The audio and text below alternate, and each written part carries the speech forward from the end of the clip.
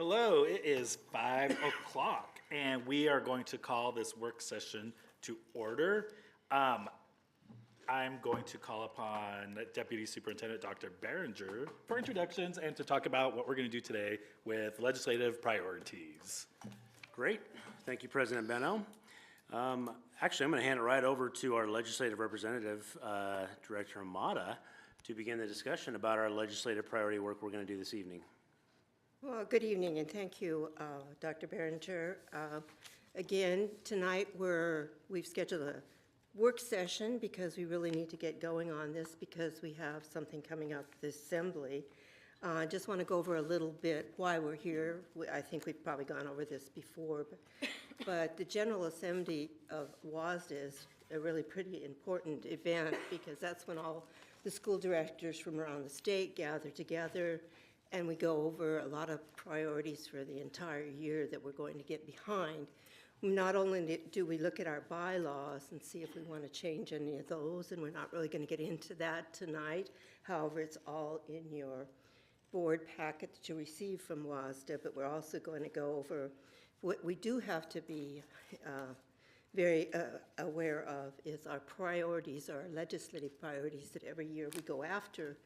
As a group, when there's such a huge amount of group that goes down to Olympia and gets behind something, it really helps us to get a consensus around those priorities, and then we work toward it. And not only that, WASDA has 2 legislative reps and 1 in the state that they pay for, and they also have 1 in the federal end of it too that goes in there and gets stuff that helps our WASDA organization. This year, the assembly is going to be in person and also on Zoom. It's going to be September 22nd and 23rd, so it's coming right up. It starts at 9 in the morning and goes all day. And I'm going to be doing that and be the voting member, which was gone over, and I had that authority from our board to do that, to vote in the direction that our board as a whole wants to take it. So that'll be happening. Tonight we want to go over, first of all, we had a meeting with the cabinet, the KSD administration cabinet, and they went over some of their priorities that they looked through all of the booklet that we get, which is quite a 95-page booklet that comes out, so it's quite a bit of reading to do if you're really into it. It goes into all the things they want to pass and do not want to pass and all of that. So tonight we're going to go over not only the cabinet's priorities, but we're also going to do, and what our work session tonight is going to be about, bringing forth two priorities that we as a board want to bring forth and add to this. The dark blue up there is the cabinet's priorities that have not been in the Washington State Handbook, Director's Handbook. So those are things that our cabinet really feels strongly about. We have been working on those before, but they haven't been really priorities for this session. But they felt it was important in the blue to bring those forward. So those don't have a page for you to find in your WASDA book. Those are just ones that the cabinet brought forward. But we can also add those to it. And the other 2 are ones that are found in the booklet, and the reference on that, I think we have a page that shows a reference of that. But the most important thing tonight, which we asked you to do, and what I asked, I think about 4 weeks, I started saying the proposals here, so now we need to look at it, and it's quite a bit to digest. So be looking at that, be planning on what you want your priorities to be. And can we bring up, those are the priorities, so now the board is going to add to that their 2 priorities, what they'd like to see on there in a discussion. And we're going to put all those together, and hopefully we're going to mesh it together and come up with about 5 in the end. And we can have a discussion on that when you bring that up, and you're really supposed to do your homework and bring that forward. But if we don't have that tonight, you can still do it on the spot here, and we can get it done and have an analysis on that. So, and hopefully we'll come to some kind of conclusion. But the most important thing, and why we called this board meeting tonight for a work session, is because if we decide to have something that is not in the WASDA handbook for priorities, we have to have a formal vote. And as a board, that we want to bring those forwards, and September 18th is the cutoff for that. I would have to have the form filled out, and we would have to have a vote of the ones that are not in the handbook to bring that forward to the WASDA Assembly. So that's why, and we may not come to that tonight. We may come to that, we may not. They may already all be in the WASDA handbook, and we don't have to do that, but it's up to us. So what we want to do now is start going down and adding your priorities. And honestly, I'm going to probably just tell you right off the bat that I met with the cabinet when they had gone over all this and brought this to our attention. And the first two items, which are not in the handbook, are my priorities. Number one is a simple majority on school bonds. And to me, there's nothing more important than trying to get that 60% down to a majority so we can have an easier way to get our much-needed capital improvement bonds passed. Because 60% is pretty hard anymore, and we're seeing across the state, people are having, not just Kent, but a lot of people are having major issues getting that done. And we tried to get it across the line in the last legislation session. We're not successful. And number two, the full funding of prototypical school model. And to me, that's another priority to me. And one of the things that people do not realize is we depend so heavily on our levies.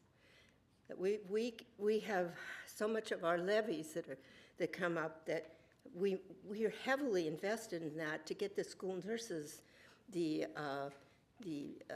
people that are our school resource officers, our paraeducators. We hire more than is in our school counselors. All these things that we so desperately depend upon, but yet is not funded in the prototypical model.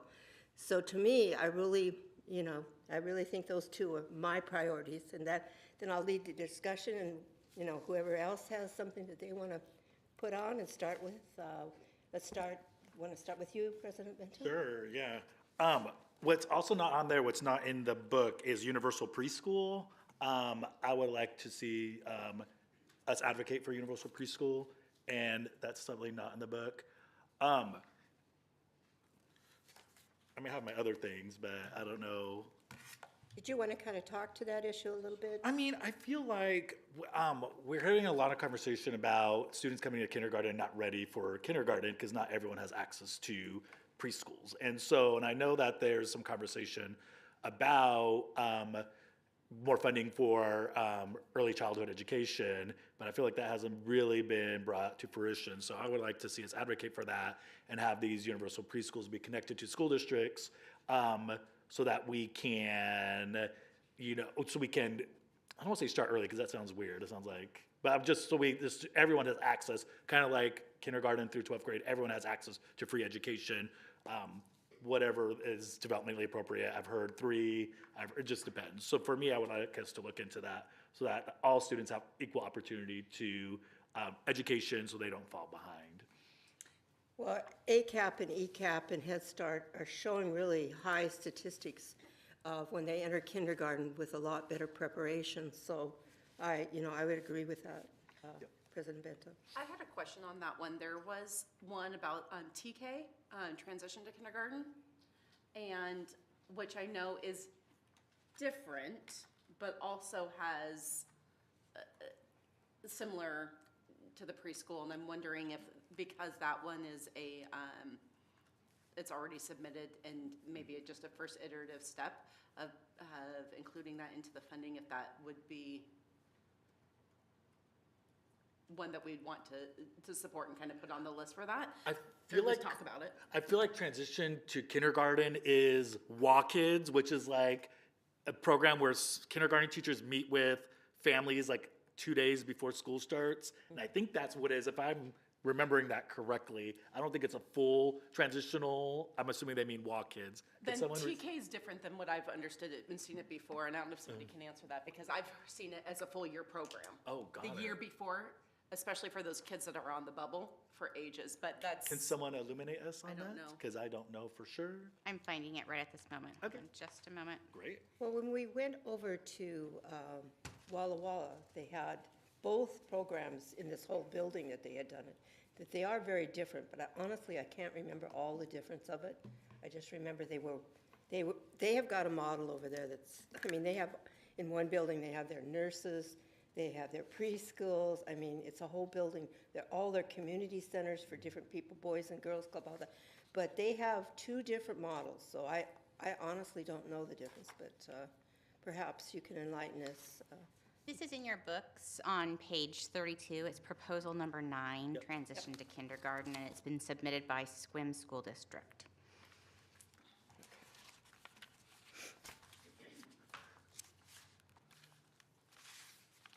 I know there's another thing I was looking at that I didn't like. I know that we're not necessarily talking about that, but just putting out in the world that, like, number 14 on page 39 about WASA being opposed to strikes and labor disputes, that made me roll my eyes. I think, like, I don't think that should be a priority, so I'm hoping we're not gonna focus on that, because I think bargaining and stuff is between the district and whatever the labor organization is, and WASA I don't think should be a part of that. So that's my own opinion, 2 cents on that. So you have that's against, but what are you for? Oh, well, I was just putting that out there. So, yes, I want that out there. I also put, expanding basic education that's not necessarily out, because for me, some of these are as I was reading through some of this, they sound very similar, because I had number 5, which is expanding basic ed, but I also have 25 and 26, which are amply funding staffing, 1 and 2. That's page 26, 54, and 57. And those seem very similar to funding prototypical schools or pieces of that. So I'm wondering if WASA is like doing pieces of that, because they can't necessarily do the full prototypical school model, but I think those are pieces of that. So I would like us to see number 5, 25, 25, and 26.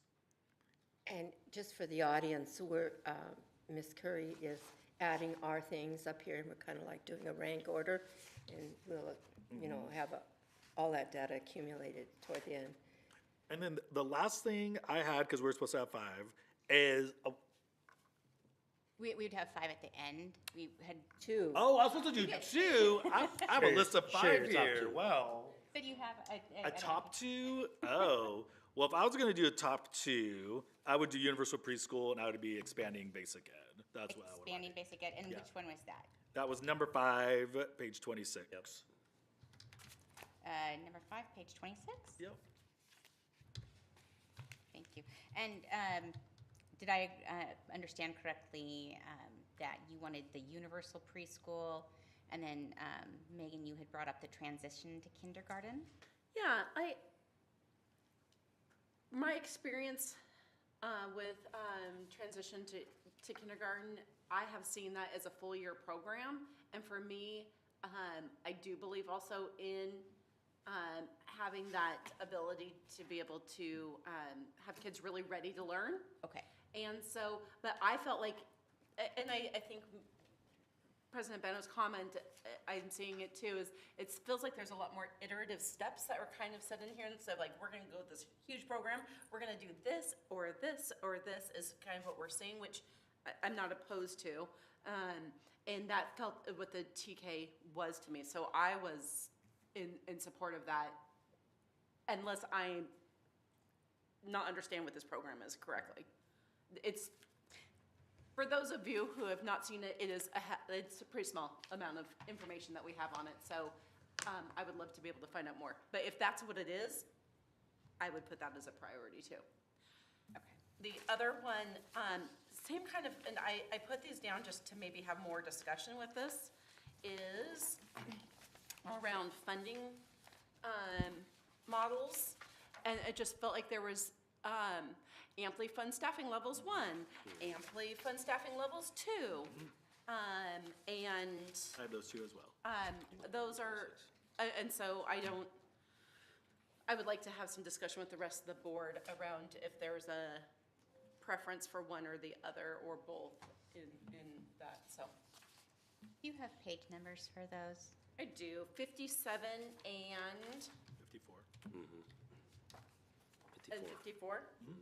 Thank you. Yep, I put them on the same line, and then I figured if you wanted to, we could split those apart. yep. but if I could have, so I think that puts me at 2.5, but if I could have like 2.75, I would also say that the bond measure, it is, The simple majority. It's a simple majority, yeah. yeah, the, where we educate our children is also important compared to what we educate, and, yeah. Well, and as I mentioned, I pretty much think number one is the full funding of the prototypical school model, and anything agreeable to go in transition to start with salaries or whatever is kind of peeling away at that, but I just think it should be under the one whole thing and go after that, and they can break it down in their different various things in Olympia, you know, and who wants to sign on to that, how many legislators or senators or representatives can we get to sign off on that? It just depends on presentation. And the number two, of course, would be the majority of, the simple majority for school bonds. Those two are just critical to me, so those are mine, yeah. It's pretty simple that, I mean, even our own district, we're gonna need a lot of new facilities, and I've worked on levies and bonds and propositions, and I know how hard it is to get these passed at 60%. I know our taxpayers really want to support these, but some of them feel that they're strapped to the maximum too. But whatever we can do to get those through to help them out there in Olympia and in our district, those are my priorities, so, yeah. I agree with President Benno on number 5, expanding basic education, so that's self-explanatory. I had some others down on the list, but I want to go back to the 50% on bonds.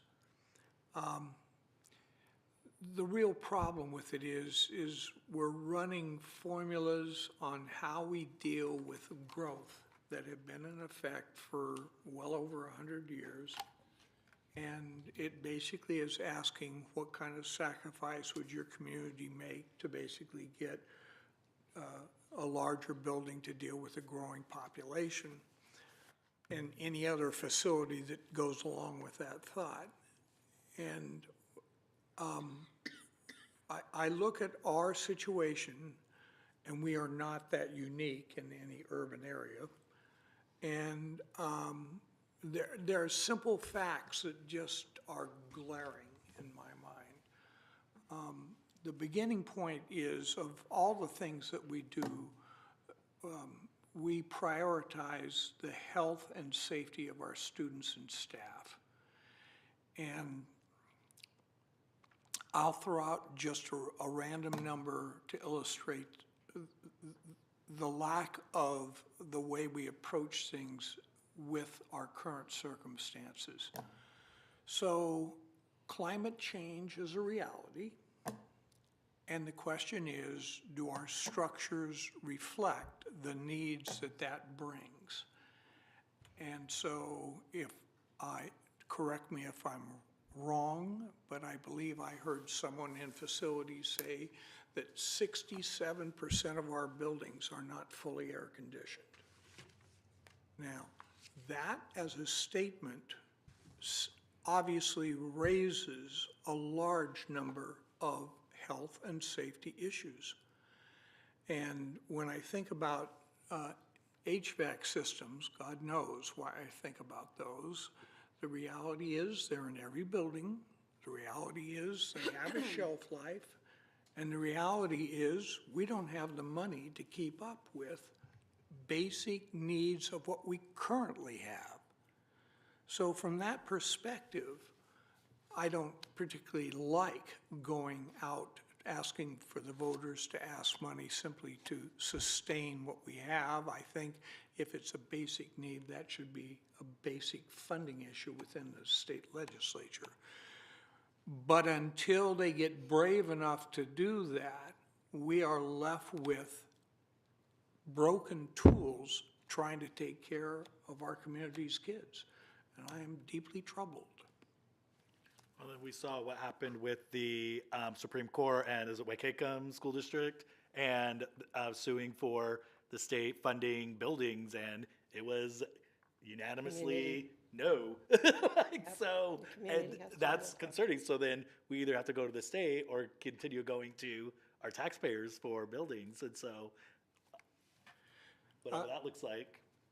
All right, and backing away from what staff recommended, my other item was 16, which was alternative routes to certification. But that's very general, and I realize it's not likely to make the cut. Did you, Director Clark, did you want to make your other one regarding safety around? Yes. Yep. Reword it a little different, so it's basically from us, then, Well, it's dropped to 50% on school bonds. That was what. okay, but you don't want to reword it to say something around climate and needed, you just want to do that. You don't want to Yeah. make it more specific. is what I'm asking. Well, you are correct. You hit a nerve center. I just want to make sure I understand what you Yeah, want there. no, the necessity of creating a formula to try and deal with the impacts of climate change so that there is an ongoing record and a statement that cannot be denied by the state legislature is a high priority, but I just don't see it fitting this Okay, category. just want to make sure I understood, yep. I'm sorry, Director Clark, what was the other one that you said that you wanted to, you said page 16? I believe Yes, it's number page 16, 16, no, number 16, page page 42. 42. Okay, thank you. Apologies. No, I just wanted to make sure I was keeping that.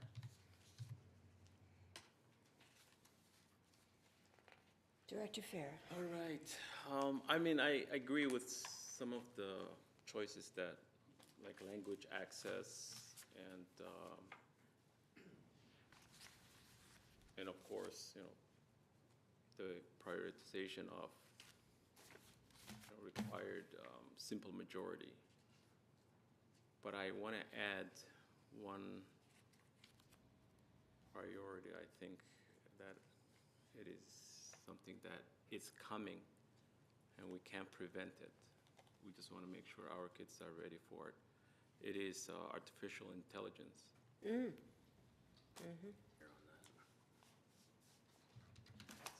On That's its near the number beginning, right? 7. Yeah, it's page 29, number 7. Yeah, that's definitely, It's something that we can't avoid. It's here, and it's not going anywhere. So we just have to make sure our kids are ready for it, and that we can get ahead of it so that it's not something that our teachers are going to be struggling with. that's on page 29. Page 29, yeah, number 7. I think I'd agree with that too, Director Farah. There was quite a thing on the state, some of the things they demonstrated, even though I was on from afar, what they could do with that artificial intelligence was, some of it was frightening and some of it was exciting, but yeah. It is, always scary of the unknown. And as a person who's technical, I don't fear technology. I welcome it, bring it so that we can utilize it the right way and make sure that we have the laws to protect us if people want to misuse it, right? So otherwise, we're just going to be caught. And it's coming. This is not something that it's not going to be there. We've been using it for the past at least 10 years. Oh, yeah, AI is in a lot of things. It's been everywhere. Yeah, it's already out there, everywhere yeah. there's a lot of things that we use for AI. I think that's forward-thinking, Director Farah, very much so. And I want to add one, but I don't know how the wording should be. I remember last year that some school districts get extra funding for every child. I don't know if you remember something like that. Like Seattle gets $500 more. There's an adjustment, yeah. Right, so I just want to have some kind of wording on that so that we get the same amount and it's an equitable for every district. Do we know why that happens? Because I don't even know that was a thing. Well, they had some kind of a, wasn't it alignment with where you live, but I think that was, I think that's gone. Is it gone? I think it was only for 2 years or something. gone? I'm not sure, I honestly am not sure. but- Unless it's the, Can I, To be honest, I thought it was, from last year was in the reverse. was it in? That the- it was actually It was hurting reverse. large districts and that the smaller districts that Were are good. in lower expense areas were getting, Less. and so the big districts where it's more expensive to hire, more Right, expensive to right, operate, right. it was actually hurting them. So it, I believe, is a large district initiative. It had to do with cost of living in the area. In the area. And that it was support of making adjustments sure, for yeah. districts that have a higher. And it makes sense, right? wasn't Because that the regionalization thing Yes, we were talking yes, about? that's the There's word. one in here that's similar Where is that? something. on page where is it? 64. 64, okay. That's what I was looking for. Equitable funding for regionalization and staff mix. Yeah, I remember seeing that. Then I said, well, is this the same or? Because I think that was only during certain. Yeah, equitable funding for regionalization and staff. Is that the same? I don't even remember. I don't think it's the same thing. It's It's not- similar. so. but It's not this similar. exact No, thing. this is- No, Yeah.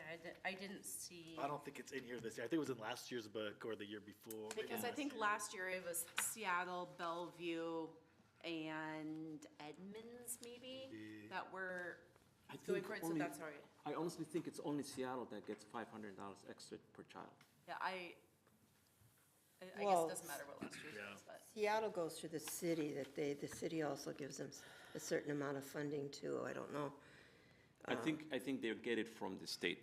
I could But be this, wrong. they could get it from the state Yeah, too, but I they're, could be wrong. the city initiative, they have a big initiative in Seattle to give their schools, but, well, how, I mean, How would we word it? That's we the- we can word it tonight, Yeah. you know? Can we also, going back to the one about the amply fund schools, I think that there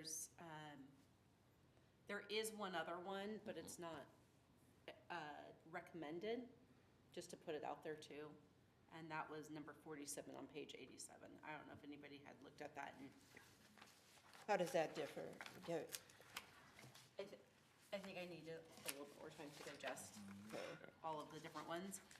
I think if we do go forward in saying that funding our schools and the model by which we do that is a top priority for us, maybe we then choose as a group to go back and make sure there's which of the different models that we would prefer Right. and/or if we would want to come up with our own, I guess, but we would have to get that in the next 5 days.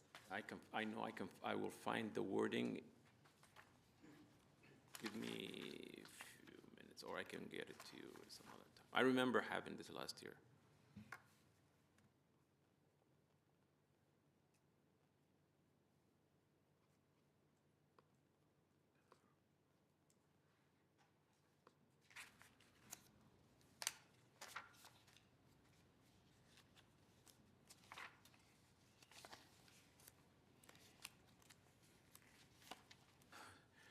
Same thing. And we're just, Director Farah, on page 89, on the second half of the item that Vice President Margell just called out, if you read, starts on 87, the ample funded staffing levels 3. And if you scroll down through you'll see the red highlighted area on page 88 that talks about regionalization adjustments should be made to account for the unique circumstances of districts, so on and so forth. And if you scroll all the way down to the rationale, Yeah. it actually speaks to regionalization in Washington State. And it just goes into a little bit, talks about an RCW that identifies the allocations right, and whatnot. So similar to what you were bringing up around Seattle. right, It speaks to those cities or those communities that the cost of living is higher. higher.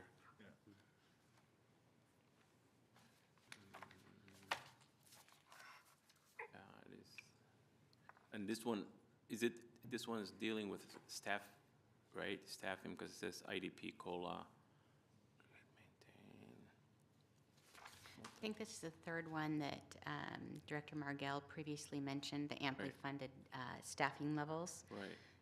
This is the third one that she spoke of earlier. But they're also saying do not pass on that, Yeah. so. We don't have to listen to what. This on We the don't list. have, we don't have to listen to, I'm just, Yeah. Sorry, that was a little aggressive. know. Bad.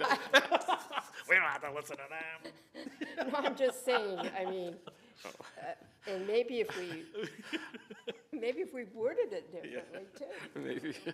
Maybe it might slip into the past, right? We might get it, have it, look at a different angle, Yeah. So, but I hear that, that's an important thing, Director Fair. I don't know. I was just thinking about that as Because this really goes to instruction and all that. Yours is going, I don't know. There's similar language in the ample funding 1, 2, and 3.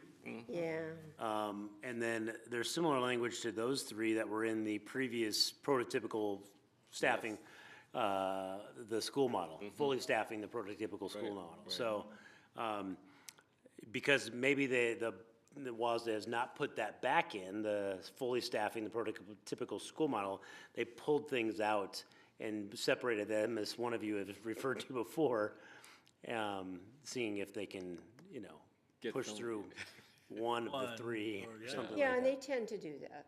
They tend to, they've gone at it and they found that they weren't successful, so they try to go in baby steps to get to where they want to be, but if we want to reword this, Yeah, I know. I'm we can trying. reword it. We can, yes. We have about 15 minutes 15. at least to work on wording. I'll send it to you, that wording I want to say. So therefore, it's something, I don't know, it's something that, because we only have 10, and I don't know. Oh, no, we're only able to have 5.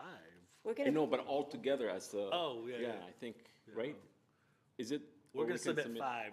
Leslie's gonna take 5 for Out of, us. okay, Out of all these that are here, out of we're all gonna of send this, 5. so I think we just it really, stick to this. it really helps to get it down to as simple as we can, because Exactly. if we get it, More complicated. I mean, they're gonna chop this apart at WASD Assembly, and then they'll chop it apart I on know. the legislature, and it's like hack, but, A lot of the stuff that we submitted last year was, they chopped it so much. Yeah.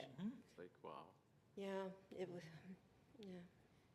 So But just to make, sorry. doesn't mean we can't do it. If you want to put it up there and you want to word it, we can work on it here. No problem. So in that case, I just wanted to make sure I'm running clear here on, I added both your equal funding per child, like the Seattle adjustment one, and then I also added that amply funded staffing levels number 3, as Director Margell had previously done, I'm sorry, Vice President, to make sure that that's on there as well as a consideration when you're looking at both 1, 2, and 3. If you don't want that on there, I can remove it, though.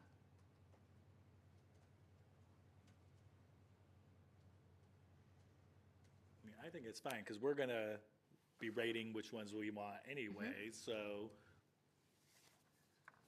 So now we need to take this and go to the next step. go to the next step. And everyone's okay, everyone said their right, piece, everyone yeah. feels all right? Let's move on then. All right, there is a sheet of paper on your desk. I believe it's green. Oh, is that the thing I wrote all over? Yes. So much for confidential. Make your own grid. Nope, not smaller. Could we go bigger? Please. I'm trying to make sure that you can Not if you wanna see 'em all. them all. I can't see them at all either way. I can, You want to sit over here? or do you want me to do this for a second, and then I can zoom in on half and zoom in on half? Big thank you. Is that okay? I'm good. My pen just ran out of ink. I'm good, thank you. Tell me when you're ready and I'll zoom.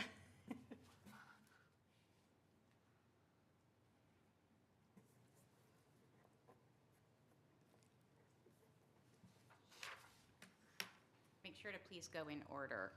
Your most important is at the top.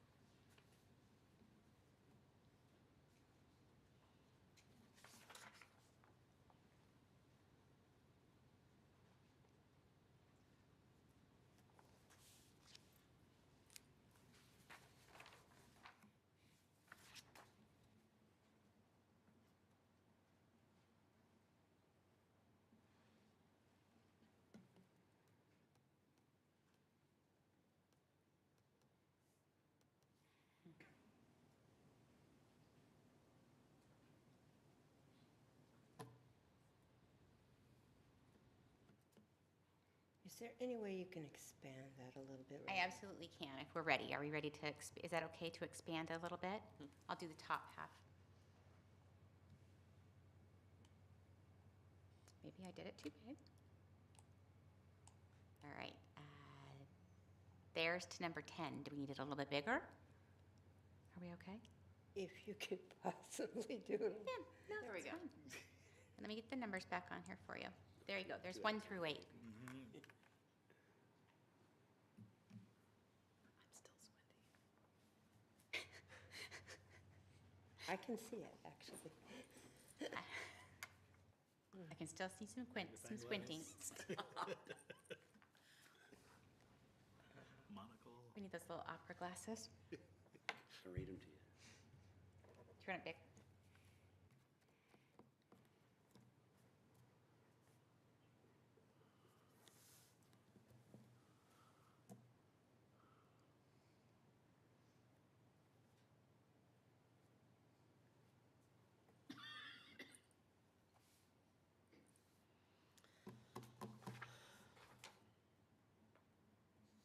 Can we do the bottom half now?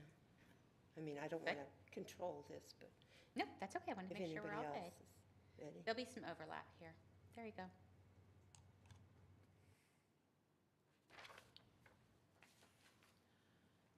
Oh, boy.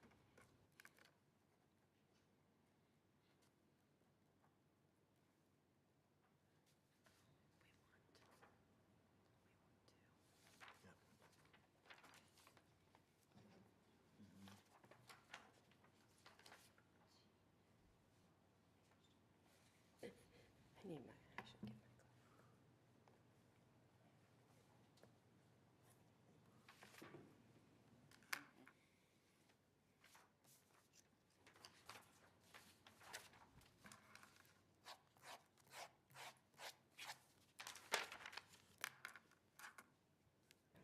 No, that's what you do.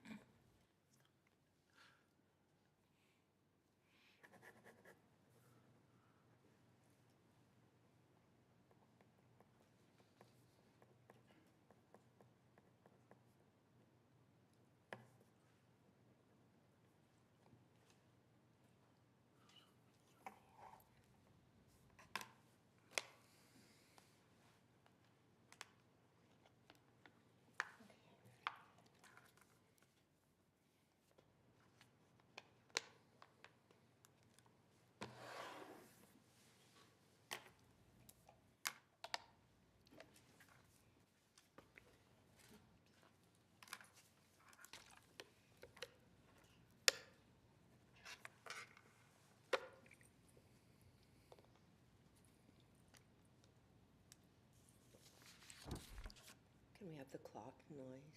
I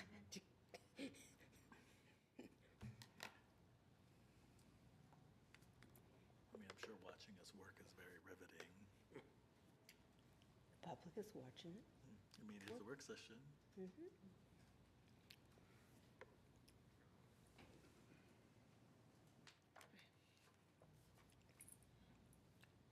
5. I want 3. choice. It is your right in a democracy.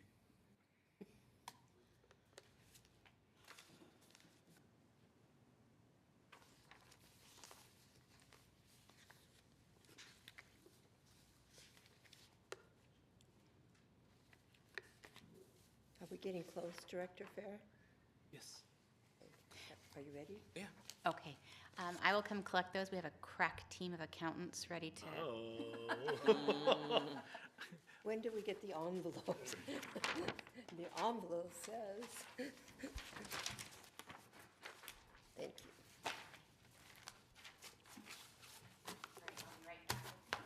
Okay. I'll zoom this out again so you can take a look. Director Hamada.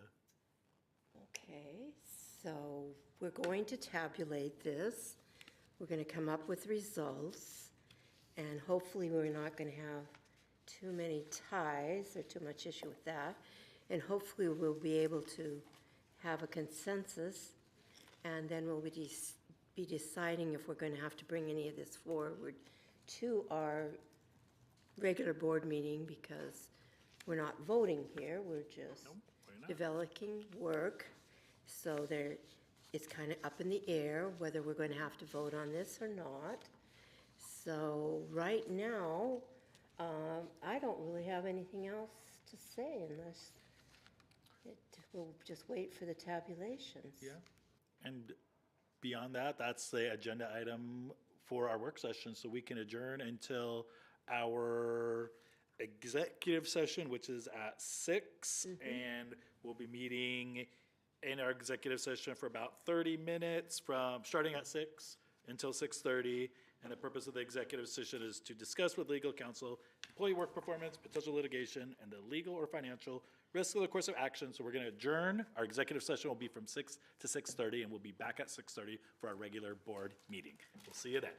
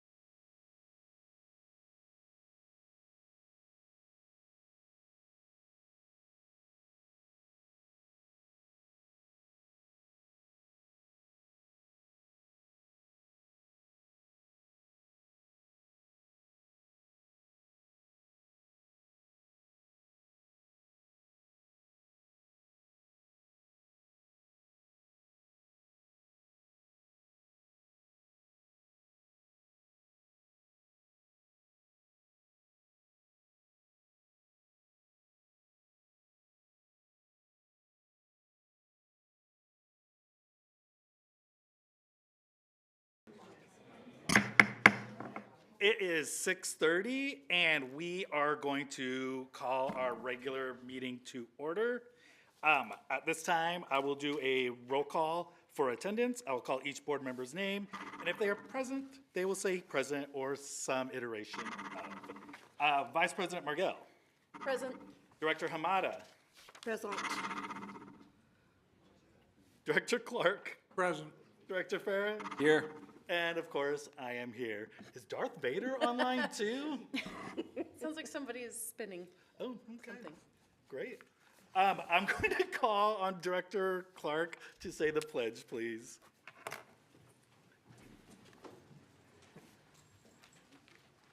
I pledge allegiance To the flag of the United States of America and to the republic for which it stands, one nation, under God, indivisible, with liberty and justice for all. Hello, everyone. Welcome. This is a meeting of the Kent School District Board, which is held in public to comply with the Open Public Meetings Act. We welcome the public's participation in this board meeting and thank those of you who have come to this meeting in person and those who are viewing our live stream. The process for audience participation. The purpose of board meetings is for the board to conduct its business in public. During this meeting, the board will listen to but not respond to comments from visitors, and mostly that's because we want to make sure we gather information so we can contact you afterward. Individuals with items for the board and superintendent must provide those items directly to our safety services team. Approaching the dais during the board meeting is not allowed.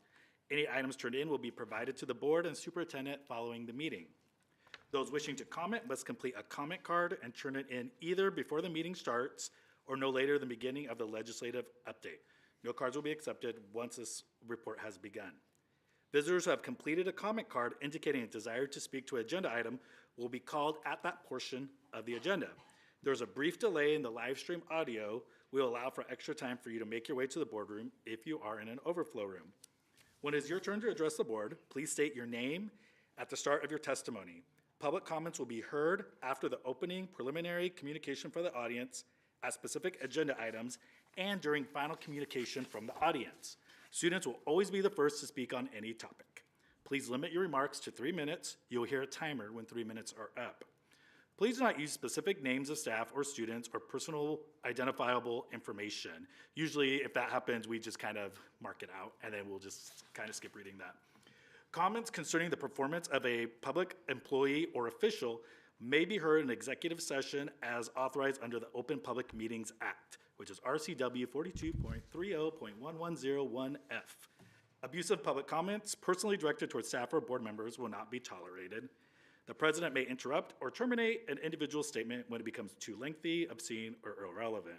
Per board procedure, written material to provide board members with a background information should be submitted to the superintendent's office at least 1 week in advance. That's a lot, woo, but thank you. So I will now invite Director Farah to read the land acknowledgement. Thank you, Director Beno. We acknowledge we are gathered upon the ancestral lands of the Muckleshoot Indian tribe, who historically lived throughout the area of between Cascade Mountains and Puget Sound. Thank you very much. I'm going to now go to 1.07, which is agenda review, and I'm going to ask Dr. Behringer if there are any changes to the agenda. President Meno, there is a supplemental personnel report to be added to the agenda as agenda item 6.18. I move approval of the agenda as edited. Second? It's been moved and seconded. So we have to vote on that motion. So all those in favor of adding 6.18, please raise your hand and say aye. Aye. Aye. All those opposed? And motion carries. All right, so now I'm going to ask if there's any other changes to the agenda. President Bento, I'd like to ask that there is another change, and I would like to add a motion to amend the consent agenda to include a motion to authorize legislative priorities. As item 6.19? Yeah, that'll work. Okay, Second. it's been moved and seconded. Any discussion on that? All right, all those in favor of adding 6.19, raise your hand and say aye. Aye. Aye. Opposed? Okay. I don't think I did, so do we want to go back to that? Can we go back to 6.18? I did not ask for discussion on that, so can we open that back up? Okay. I move to approve supplemental report for 6.18. I second. It's moved and second, and now is there discussion? Director Clark? No? We're good? All right. good. Seeing no discussion, let's go ahead and vote on that. All those in favor, raise your hand and say aye. Aye. All opposed, say no. And the motion carries. I did actually want to add something to the agenda too, under discussion, which I don't think there is a section on discussion, but that would usually come after the legislative agenda. I don't know what we would call that, but I just wanted to do a start of school update with like counts, et cetera. I let Dr. Behringer know. I sent an email to the board saying that I wanted to bring this up, just so we had a report about what numbers and counts and whatever look like. Is that in the superintendent's report? Not specifically. So I'm going to go ahead and make a motion to do that. I second. Been moved and seconded. Any discussion? No. So is this the item to just? Just let us know discuss, exactly? no voting, no approving, just discussion. And I would go after 5 and before 6, so I'm gonna call it 5.5, I don't know, well, that's what, I'm gonna call it that. 5.02 or no? 5.02? 5 sure, let's do it 5.02. Yeah. And we'll just do it, back to school update. Yes. Other discussion? Seeing none, all those in favor of adding a 5.02 back to school update, let's raise your right hand and say aye. Aye. Aye. All opposed, say no. And motion carries. Ooh, that's a lot. All right, now we're on 2, which is recognition. On 2.01, I'm going to turn it over to Deputy Superintendent Dr. Wade Behringer, who will recognize the Kent School District custodial and maintenance staff. Thank you, President Benno. Before I hand it over to the leaders of the heroes for this particular recognition, which are environmental services and maintenance staff, I'd like to give a big shout out and a thank you to both our environmental services and maintenance team members who spent countless hours during the workday as well as outside of the workday at times to ensure our schools and our buildings are safe and ready for our staff and students every single day. Our schools and facilities cannot and do not function without these key team players within our district, and so I just want to say thank you very much. So I would also like to invite up and introduce our Assistant Director of Environmental Services, Steve Fairbanks, and our Assistant Director of Maintenance, Kurt Anderson, to say a few words about our amazing team. Gentlemen?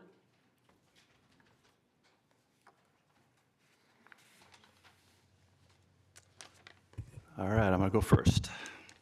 All right, thank you for letting me come here today and say some nice words about my team. Acknowledgement is important to them and to me. Today, I've invited 3 particular people. My team is very diverse, and I think today's people represent some diversity that we share in the district with our staff and students, and so I think it's very fitting that I also have the diversity in my team. So I'll introduce them and they'll just stand up for a second, and then I'll go through and talk about each of you a little bit. So first I'd like to introduce Mary Everett.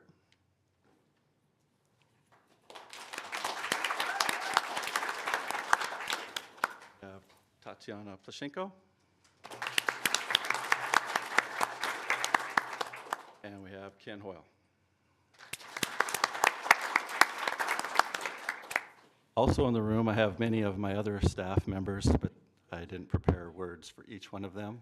But I have the admin staff sitting in the back, so thank you for coming today. But I'd like to start with Mary. Mary immigrated in from a country called Liberia, western coast of Africa. She's been with the district for about 8 years. In those years, she's worked her way up through the system. She's now a head custodian at Ken Elementary. Her principal, Rose, is here today. She's doing a really great job learning on the fly a little bit, but she's definitely owning her building and doing amazing work there. She's only going to get better with time. And another thing that you may like to know about Mary is it's a very family affair for Mary. She had a husband that worked here. She had a son that works here. She has a mother that works here. So it's a very family affair for Mary and her family. So I'd like to thank her for her hard work, and also for her family for doing all the great work they do for Kent School District. Secondly, I'd like to talk about Tatiana. Tatiana has also immigrated from Russia. She's been with the Kent School District 23 years. She's quite the entrepreneur. She's really quite the go-getter. She has a house cleaning business. She runs a rental business. Up until 2 weeks ago, she was also a paraeducator for the Auburn School District, working with the kids down there, and also a full-time custodian. So she definitely lives the American dream, where you can work hard and get a long way if you're willing to put in the effort. And her school, definitely recommend you check out Meridian Middle School. It sparkles very well. Lastly, Ken Hoyle. Ken Hoyle is the head custodian at Sawyer Woods. He's been with the Kent School District 7 years, and in that 7 years, he also has worked his way to the head custodian role out at Sawyer Woods. And Ken is a very amazing guy when it comes to the interaction he has with the children. I don't have another custodian quite like him that I'm aware of. If I'm forgetting somebody, heaven help me. But he really puts his time in with the kids. I've received many letters from parents, expressing, who is this Ken guy? I mean, my kid talks about him all the time. So it's evident. He runs a rock club. He does mathematical challenges for the students every day in the cafe. He'll put a challenge up there, and then they're all scrambling to try to figure out the math equation. He does jump roping competitions in the morning. He takes them on morning runs. So it's not just physical, it's mental. He's fully encompassing their brains and working them. They just love him to death. So those are the three I brought out today. But I'd also like to talk a little bit about our summer cleaning program that we put on this summer. It was very challenging based on the amount of time we had. Very short summer. We had many different things going on, challenges. 5 different schools were getting flooring. What that includes is everything out of the building. Every scrap of everything gone, moved. No stuff goes in. It's a lot of work. It's amazing how much work they have to do. We had middle schools. The new middle school was getting ready to come up on service, so Dave and Amanda worked tirelessly making that school ready. Classroom moves, with the 6th graders moving up, it opened our classrooms to where principals hadn't had that kind of space before to juggle the ball, and let me tell you, they did. We had many schools with over a dozen classroom moves, which isn't normal. Ultimately, I'd really like to just say thanks for the time, and I really do enjoy my team, and I think their hard work and dedication being acknowledged today. I thank you for that.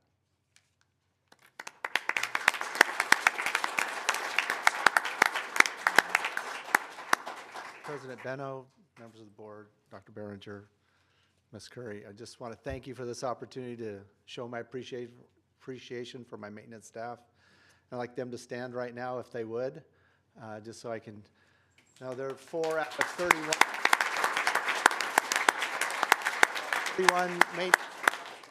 HVAC, electrical, plumbing, groundskeeping, irrigation, buildings, trades, carpentry, roofing, everyone, and they do a tremendous job, and they're professionals, and I appreciate them so much. I was doing some little calculations. We have probably within our group 281 years of district service in combination within the group for 31 people. If you think of Darren, has 39 years with the district, Terry has 36 years with the district, and I have others in the 20-year area. So, and within a year, they've closed and completed over 10,650 work orders. And so that's a lot that they do and accomplish every year, and so I thank them for that. They are essential, and they went up and beyond through the Canyon Ridge, bringing Canyon Ridge Middle School online, and then also with putting together the 6th grade move up. So I really want to thank them for all their service, but they're just representative of the entire team, and so thank you very much.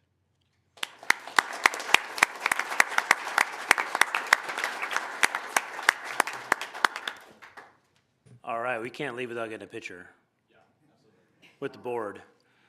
So let's grab everybody up to the front here.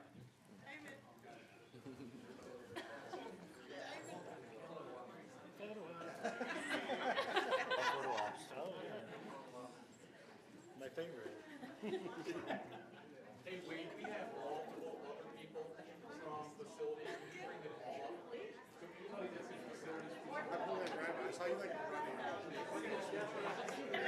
She was like speed walking slash running. Yes, lay down. We should go see.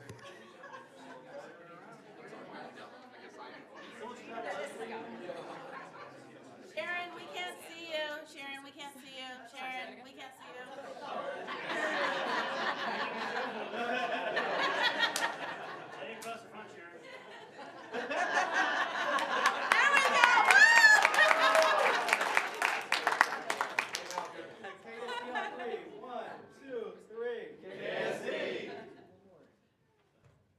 I love it.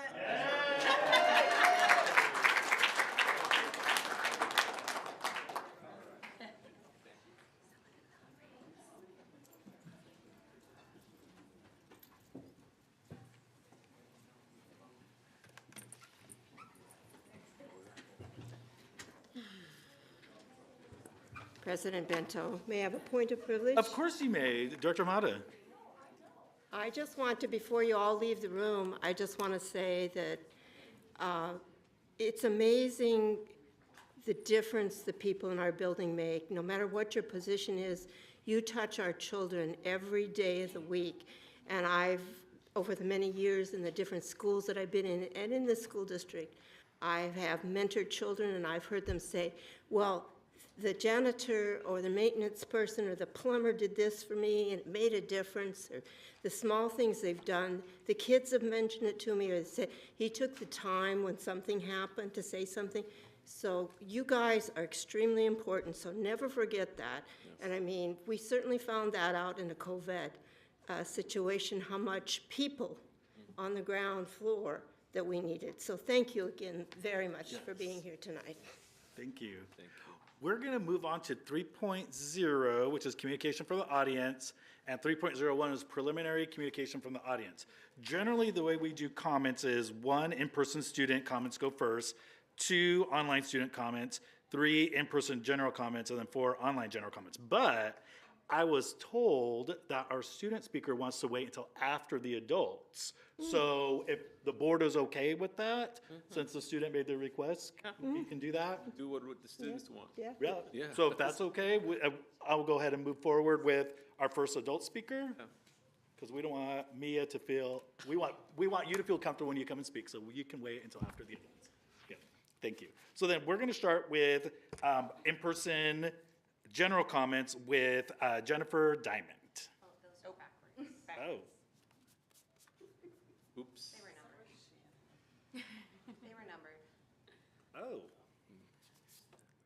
So Shannon's first? Okay, good. Shannon Jepson Hernandez, you are number 1. All right. My name is Shannon Jepson Hernandez. I teach at Mill Creek Middle School. I live in Scenic Hill. I'm a voting constituent and a member of this community for over 20 years. Dear Kent School Board and Directors, on Friday, September 8th, we sent you all an email with the letter I'm about to read. We received an immediate response from the Equity Director and hope to receive communication from other directors in the room. We are here today to share this communication to ensure all directors have an opportunity to hear the message in case it was accidentally buried. The letter we are about to share was drafted by a group of Mill Creek staff looking to increase the lens of equity at Mill Creek. We are grateful for the district staff that have acknowledged this issue and are committed to working through this for a positive outcome. We realize the district must make many difficult decisions and sometimes may not be fully informed how those decisions might impact a school at the direct level. The letter I will soon share is on how the letter shares how decisions related to Ileana's employment not only affect her family, but ultimately affect our entire school, thus creating an equity imbalance. It is our hope that this letter will be received as an opportunity to revisit the decision and to reverse it in order to prevent a negative impact on the Mill Creek Middle School community. In the words of one teacher, she also understands the needs of our students and their families from being at our school for so long. It takes time not only for training, but to begin to understand the culture of our school and its needs. The knowledge and skill Ileana uses to perform her job is critical for the continued success of our school. The loss of such a qualified employee will be detrimental on multiple levels, especially for our dual language program. Given the staff of Mill Creek's equity request last year and the continued frustration for not being addressed, we respectfully request moving forward that the lens of equity will be the priority consideration for all decisions pertaining to Mill Creek. Perhaps making a policy that all Title I schools must always conduct an equity investigation before making logistical decisions would prevent such incidents in the future. If this were to happen, the hard work of this team would continue to grow without setbacks and barriers we so frequently deal with. While we continue to witness the community of Kent publicly label equity issues of the school district through a lens of care, awareness, and advocacy, we understand there is a call for equity-based decisions. Mill Creek has started the new year with strong momentum, and it will be sad to see this positivity turn into another community public trial, especially when the levy vote is coming up. While we are prepared to bring this to public comment and community awareness, we hope it will be unnecessary if addressed thoughtfully and immediately. With equity in mind, we also request an inquiry be made regarding which schools also lost their office staffing hours, and then reversely got those hours back. If this is a found situation, please review the correlation between the tenure of that administration and their level of influence within the district to secure resources for their school. Now I will read the letter. Dear Kent School District leadership, last week, our Mill Creek community was shaken when we were informed that one of our most beloved and important staff members, Ileana Salgado, would not be with us anymore. To make matters worse, this was not her choice. It was the result of Kent School District's changes to office staff hours. This change will do irreparable harm to our students, parents, staff, and school community. Please accept this letter as a request to reconsider the logistical decision to cut Ileana Salgado's hours at Mill Creek to ensure she can continue working at our school. Last Friday was set to be Ileana Salgado's last day in the Mill Creek office. As we understand, Ileana's hours were reduced by 2 hours per day. This change is having a significant impact on her household budget and has required her to accept a position at Kent Ridge to maintain her monthly income. Our students, our parents, and our staff cannot afford to lose Ileana. What Ileana provides for our school is more than what is written in her job description. She is typically the first person families get to interact with. I have personally watched family involvement increase as she helps them navigate school systems. Her ability to support Spanish-speaking families has allowed us to develop strong relationships with parents where we once struggled. Considering we are the only middle school to house the dual language program for the district, we therefore have a higher demand for Spanish-speaking staff to support the families of the program. We cannot guarantee her replacement will be able. Interrupt you, I'm sorry. We're well over 3 minutes. Oh, that's okay. Who would like to, I know we have other people prepared. Oh, I have a number 2, Jennifer Diamond, who is next. Thank you. Awesome, thank you very much. All right. Back to where I was. Her ability to support Spanish-speaking families has allowed us to develop strong relationships with parents where we once struggled. We cannot guarantee her replacement will be able to support dual language families, not to mention the loss of support while we wait to hire her replacement. Also, according to district data, we have 278 Spanish-speaking families at our school.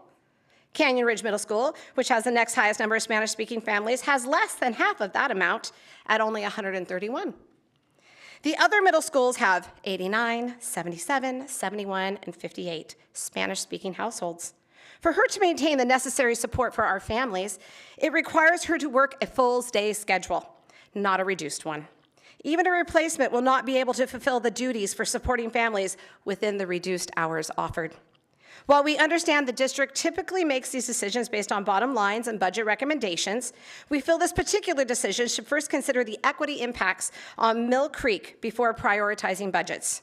Our families regularly rely on their students to translate and or communicate their needs, ranging from academic questions, extracurricular involvement, and social emotional support for their children. It is unfair to expect young minds to support this bridge between their parents and their school when they are the ones needing the support of the adults. It is also challenging to ensure families are comfortable interacting with us using translator services. Ileana knows exactly how to engage with families in a way that is welcoming. We have been able to communicate with so many more families and build a culture of norms for those families. Without her, so many of our students and families will lose their most trusted and crucial contact within our school. It is well known our Title I school requires resources based on the needs of our students. Those needs are not comparable to the needs of non-Title schools. When considering such changes, KSD should always be required to investigate the potential impacts on equity. Had the district initiated this decision by investigating the impacts on equity, it would have been clear that the loss of Ileana will have many negative impacts on the needs of our families, students, and staff. We hope this perspective will share insight into our unique situation and why a person with Ileana's skills set is critical for the continued success of our dual language program and our highly diverse school. In closing, we would like to ask that KSD restore Ileana's hours to full-time so that we can keep her at Mill Creek Middle School. Please do not allow our students who are already marginalized to be impacted yet again by a poor logistical decision that does not account for equity. In a world where equity is a focus for better schools, it is our hope our district always aligns with equity first. Sincerely, Mill Creek Middle School staff. Thank you, Shannon. Our third person, looks like it's Tamara Lucretia. Oh yeah, I was gonna defer my time, Okay, but I don't need to. all right, thank you though. And then our next person we have is Seyoung Chow. Close. Close. Choi. Oh, thank you. All right. Well, thank you for having me. My name is Seyoung Choi. I'm also at Mill Creek Middle School with all of our wonderful people here today. I went around and I collected letters from students, and at least one parent who, bless her soul, she wrote the email in the title area, so it cut off in the middle. So I'll just read what she has. It was written in Spanish, and I just quickly, we have a couple people here who were able to help me translate a little bit. So I'll start with her letter first. My name is Alma Mancia, Justin Molina's mom. I'm writing this card because we are against Ileana Salgado being sent to a different school because of how much she has helped our family. She has helped every time we had any questions to support our son, ... It gets cut off there. I'm sure she possibly might have written a lot more, but it was written in the subject line. I have a letter from Abigail Fernandez. We want Miss Ileana to stay at Mill Creek. She's super respectful and sweet. She's one of the only teachers who speak English and Spanish. From Leslie Garcia Lopez, we want Miss Ileana to stay. She's super nice and respectful. Please don't make her leave. She is a great front office teacher, and not much teachers speak English and Spanish. Marisol Alvarado, we want Ileana to stay here. She's a great teacher. She speaks Spanish. Please don't make her leave. This one was also written in Spanish, but I kind of figured out how to, it's translated. Please tell them that Ileana has always been nice and sweet and has always helped us, and she speaks Spanish for the people who don't speak English. And then Camila, I'm Camila. I don't want her to go because she's a good person, sweet and respectful. She has helped everyone in the office when they can't speak English or when they're confused about events that are happening at school. It's super important for me and for others in our school. It does not seem just that she has to go. Please come back. And in addition, since my timer hasn't gone off yet, I just want to say that the number of times that I have asked for Ileana's help during my time at Mill Creek Middle School, I had a student who was basically cussing out all the female teachers in Spanish, and we were trying to figure out how to support him. Ileana saved the day. She came out, worked with him, worked with family. She set up a meeting with her dad. We were both in tears at the meeting, like we were crying together. Then this kid came back, and he improved. And so she goes above and beyond. I don't think that there's a guarantee that even if we find somebody, whether they're Spanish speaking or not, that is going to go above and beyond like Ileana does. And that's really something that our school at Mill Creek Middle School needs. So I really hope you consider that when you move forward with the decision. Thank you. Thank you, Sayan. Next, I have Jasmine Contreras. I was going to defer my time to either speakers, but that's not needed. All right, thank you so much, Jasmine. And then the last general in-person comment is Donald Cook. Yes. Thank you for having me. What I wanted to talk about today is the transportation for our students in our school district and the walk area that we chose to use. Given that RCW 28A.160.160 provides transportation funding based on a walk area of 1 mile, why does the district use a metric differing from the RCW? According to the Safe Routes to School program, a program designed to encourage more walking done by students, suggests a distance of ½ a mile for kindergarten, 1 mile for older elementary and middle school students, and 1.5 miles as acceptable for high school students. The Kent School District chose 1.34 miles for all of elementary school students, including kindergarten, 1.75 miles for middle school, and 2 miles for high school students. Given the fact that the state is providing funding based on a 1 mile distance, safety guidelines state it should be at most 1.5 miles for high school. Why is the Kent School District choosing to eschew both state regulations and federal safety guidelines in choosing the distances our children will walk to school? I appreciate your time. Thank you. And I'm not going to forget about Mia Castro Salgado.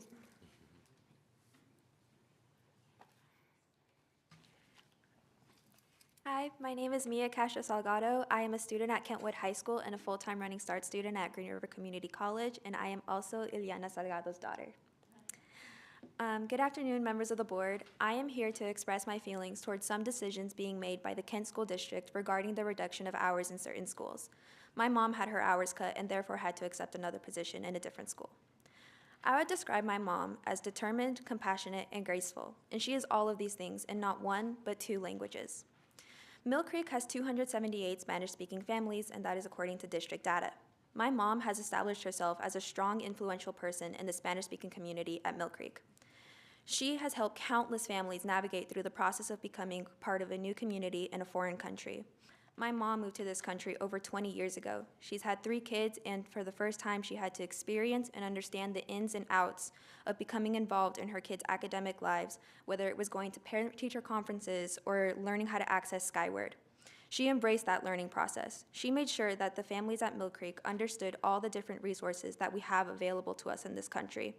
My family and I have seen my mom struggle emotionally due to her having to leave Mill Creek and not be able to help her community more.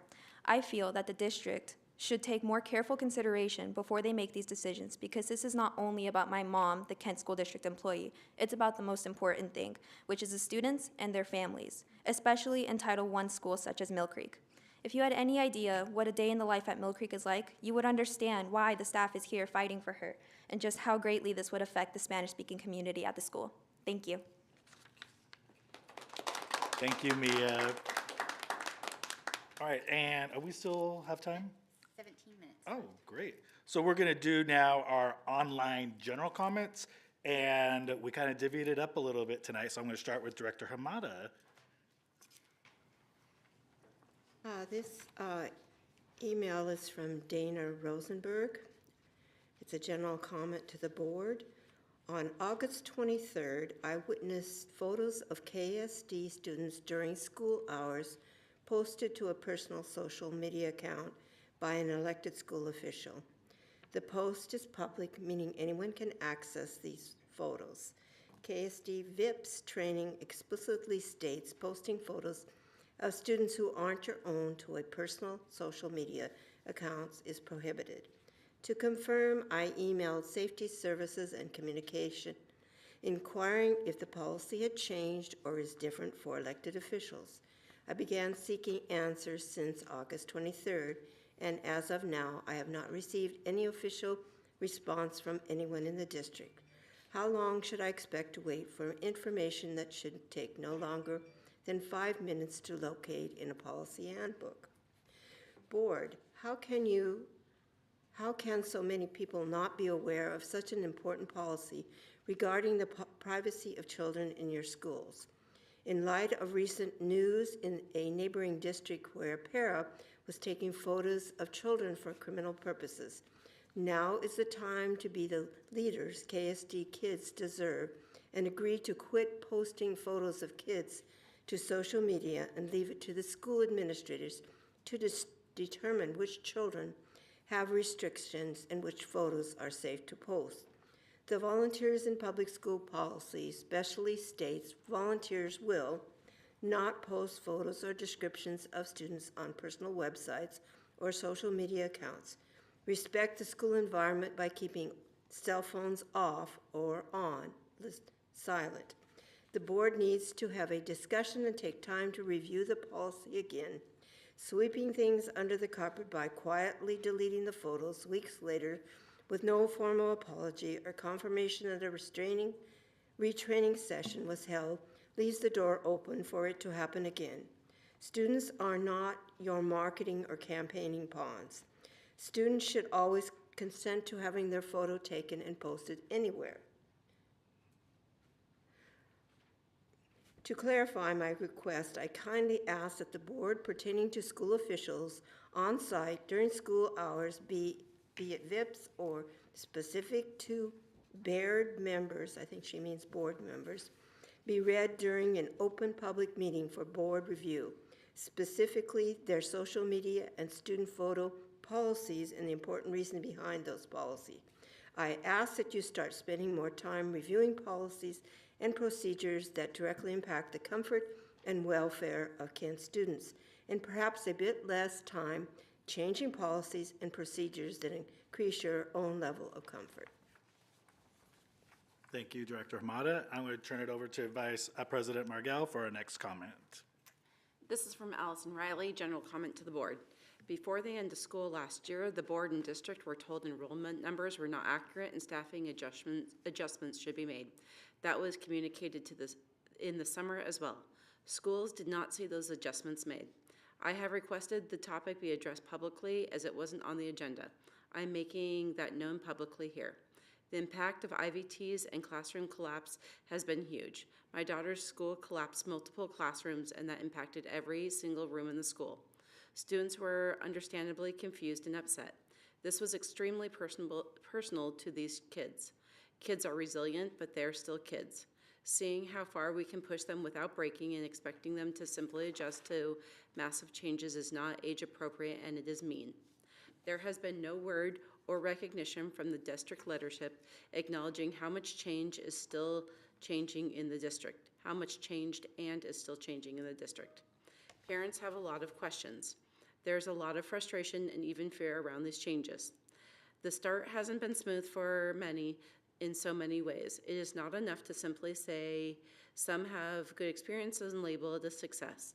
It is necessary to recognize the positive and address the negative. Principals and school staff have had to step up and fix messes not created by them, to help staff members process unexpected and unwanted changes, to transition the classrooms with new students, and finally, to help students and families adjust to new classrooms.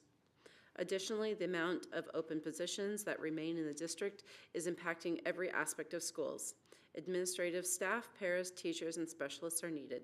It was district leadership's decision to open a new middle school, enact the shortest summer we have had, do boundary changes, and move 6th graders up in one fall. This on top of para and specialist shortages and the countless normal projects that must get done during the summer. It was far too much and it was taking its toll on the schools and community. Adjustments and bumps are expected with change, but planning is required to make these minimal. That is not what we're experiencing. My kids are very fortunate to have fantastic staff at their schools. They have handled changes not only professionally, but with a high level of sensitivity. Everyone was weary last week. It was very early in the year to be wearing our staff down in this way. What is being done to address this? How and why were numbers so far off? Thank you, Vice President Margell.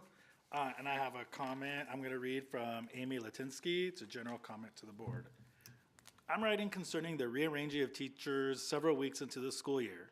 This sudden and abrupt change harmed children. My daughter attends 5th grade in Ridgewood after being moved from Carriage Crest because of a boundary change this year. Already this move took her from the teachers and staff she loved, making her last year at elementary school an especially difficult one. Now her teacher has been moved suddenly to Northwood to teach 6th graders.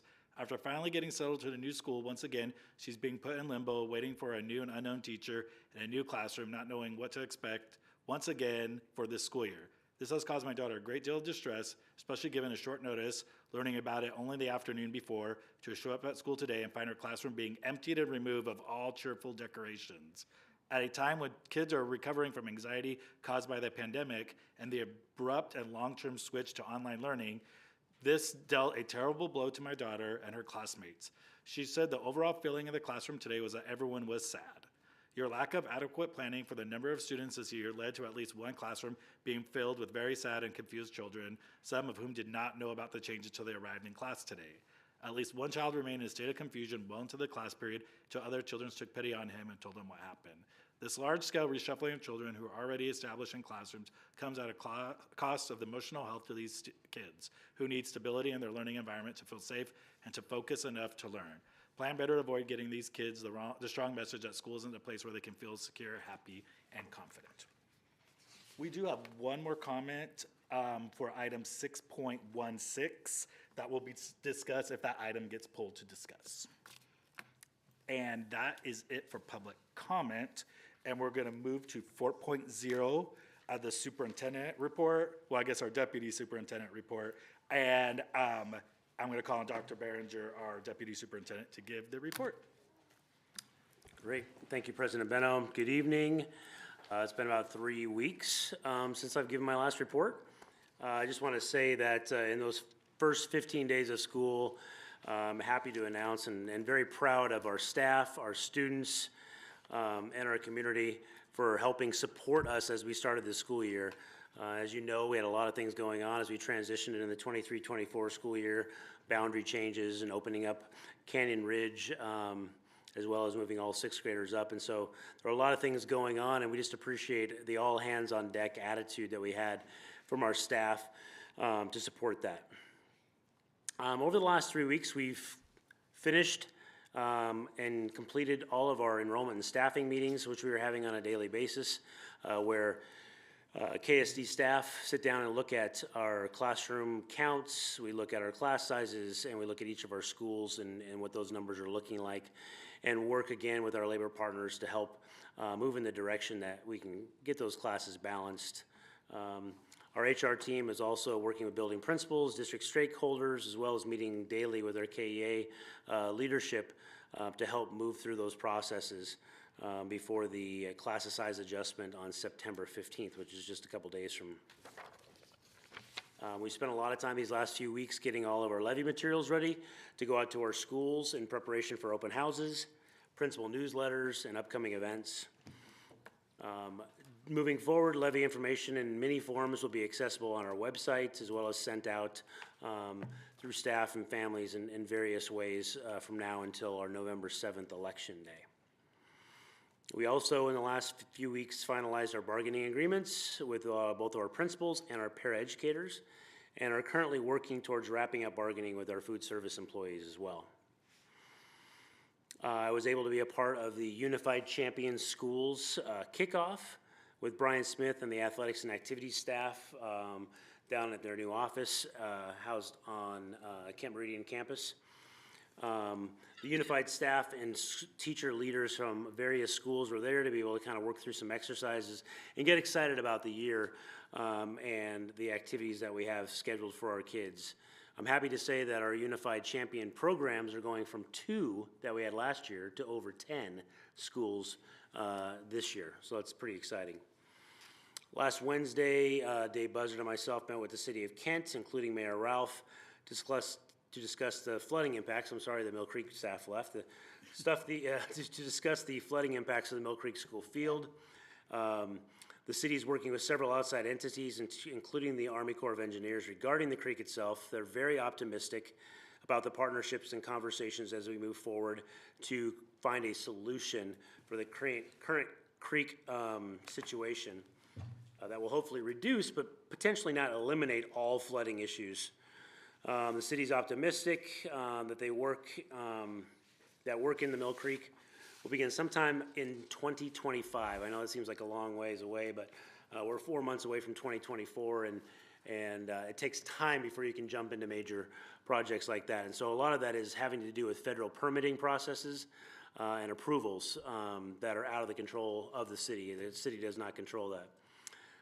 So the city's project within the creek may take several seasons to complete due to the regulatory complications of working in an active salmon habitat. I think it's important to know that.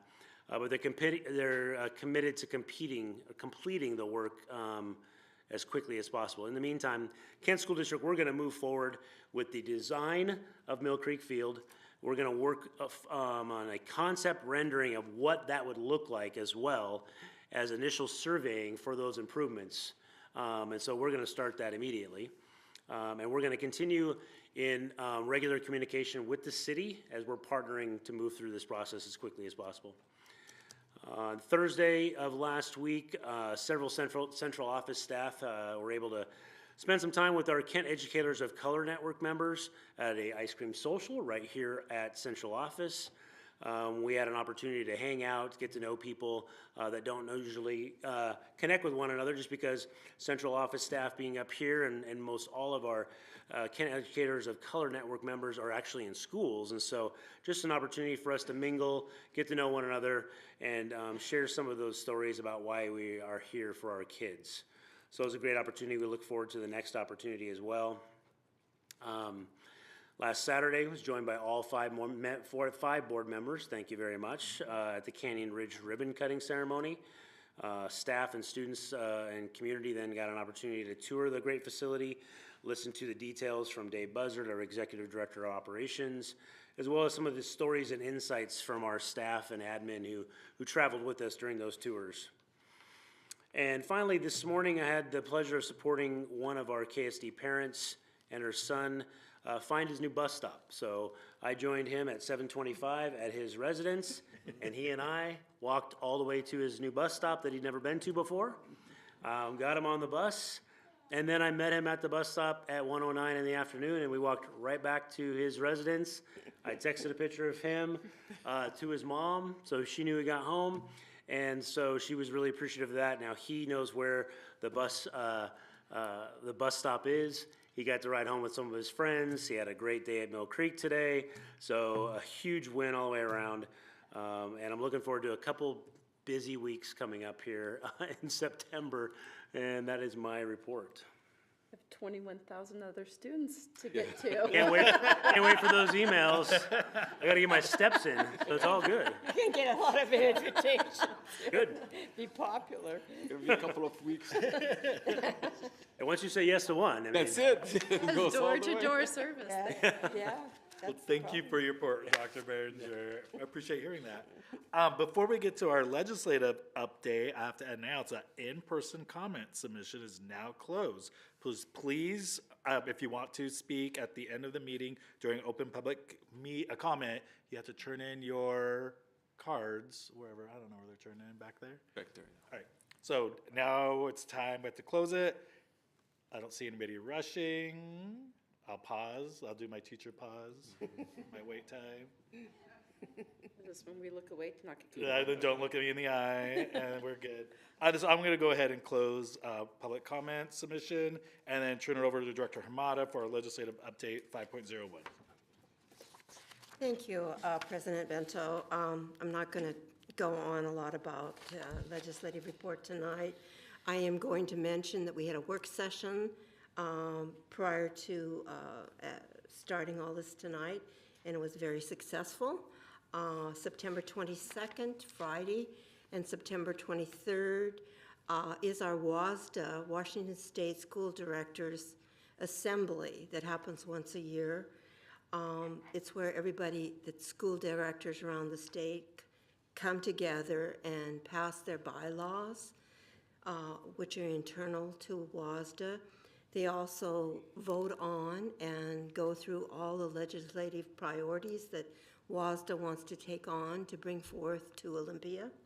And they try to convene a small amount of those, so concentrated we can come forth and try to get some things changed that we want to in Olympia. It is an in-person meeting and also hybrid meeting in Spokane this year. I'm going to be on via hybrid because I have a lot of other stuff going on. But again, at our last meeting, I was given the credentials as a legislative representative to vote for our board. And we're going to be talking a little bit further down the road some of the top priorities we came up with tonight. We had some great discussions. It's a 95-page booklet of all the bylaws and all the priorities and discussions and procedures and all that goes on. So it's quite an in-depth thing, and it's hard to get a lot of people to, there's so many things we want to do and change or for our own particular district that are really priorities. It's hard to come to just a few, but there have been some top priorities tonight, so we'll talk about that further. And anybody on the board, not just a legislative rep, can go in person or they can sign on Friday morning at 9 o'clock and be there all day, and Saturday morning at 9 o'clock and be there all day with me. And it's educational. I have done, and I actually was on 3 years ago, and on and off because I didn't really want to spend 2 days there. I was not the legislative representative. We were well represented, and last year I was on very briefly. It just seemed like there was a lot of things I had going on, but it's good for our board members to understand what's going on with that and have a good kind of knowledge on that. I did want to mention we also do voting as WASDA for PSED positions, for State Board of Education, and for directors in our WASDA association. And there's several committees that you can be on also to be elected to. It has been in the back of my mind that I might want to serve on one of those positions. I was particularly interested in the interscholastic sports division. I don't really know what that involves, but I thought I might want to look into it. And of course, that's a 2-year term. It's undecided at this point if I'll be here for another 2 years, but I can still give it a shot. And I'm thinking about doing that so I can learn more on a state level how we can make some progress. So that's really all I'm going to go into tonight. I could go on and on, but I think basically we covered quite a bit in our work session tonight. So I want to, that concludes my report tonight, President Bento. Thank you, Director Hamada. And we added a 5.02, even though I know it's not technically a legislative update, but whatever, we're gonna just make this go. And so 5.02 is back to school update. We're gonna have a discussion on that. So can I have a motion to have a discussion for 5.02? I move that we open the discussion for back to school. A second. It's been moved and seconded to have a back to school update. Wait, we need to vote on it. We're just discussing. We just discussed. We're just yeah. discussing. We're not So- voting yet. Great. So I was the one that kind of wanted to bring this forward. I already emailed Dr. Behringer. Just as a board director, I feel like I know it's way early in the school year. One of the things I just kind of wanted to know was how is back to school process going? What our accounts look like? Those kinds of things, so we can kind of be prepared to see where our projections were, where we're at, and that kind of stuff. And if there's any concerns people want to bring forward. So that's kind of where I wanted to go. So I will turn it over to you, Dr. Behringer, so you can bring someone up or answer my questions, et cetera. Great. Thank you, President Benno. Yeah, we've got several people here that may be able to answer questions if depending on how specific you want to get, but as you get started there, just about our numbers. I can tell you right now, just in general, and Associate Superintendent of Finance, Ben Rarick, is here as well, that may be able to lean into this a little bit if he feels comfortable. But our projections were pretty darn close to where we ended up. So I would say, without giving you an exact number, that our enrollment is flat. So it looks very, very similar to last year. So not any dramatic increase and not any dramatic decrease. And so which has allowed for the staffing movement to kind of move things around a little bit in this fall IVT process. Mr. Rarick, do you want to add anything to that, or maybe answer any specific questions they might have around numbers in general? Happy to. So just to add some numbers to Wade's accurate general statement about being essentially flat. So on a headcount basis, on an FTE basis, which is what drives our apportionment, we were down in aggregate 49 students. That's comparing September count day of last year to September count day of this year, which is the best sort of apples to apples comparison that you can have. Now, in our budget projection, we were projecting picking up 100 students, so we're going to be a delta of about 150 from our budget, but on a denominator of 24,000, that's very, very close. So one of the more accurate aggregate estimates that we've had. Now, when you're looking school by school, there's jagged edges school by school, most of which is a product of the reboundary and different program sites, et cetera, but very flat. Could we go into a little bit more depth about talking about the changing of boundaries, right? If a certain students were at a certain school and that street, neighborhood, cul-de-sac got moved to another school, we knew that the student was at this school and now they're at that school. How does that make for the jagged edges when we just move? I'm sorry, in my mind, like this student was at this school, now they're at this school, so we know that -1 here and +1 here, and now multiply that by the number of students. How are we experiencing the feeling that some schools are feeling a more up and down than the more aggregate across the district kind of flatness in their enrollment? Yeah, I'll Director Margell, I'll take a jump at that one. I can say that we had information when we were doing the boundary change last fall and into the winter. And then we started to work with our data services group and all of our teams as far as transportation and everything, and we're starting to move kids from one school to another, and we're doing the +1, -1 that you just spoke of. Then that allows us, as we're moving through to projections, to be able to say where our staffing is going to go as well. Because as those numbers translate from one school to another, we're obviously doing the addition and subtraction, which then allows us to be more accurate with our staffing. It's not as complicated as maybe some people think. It really isn't. And I don't know if that simple answer is what you're looking for, but when we're moving the students, it is that easy.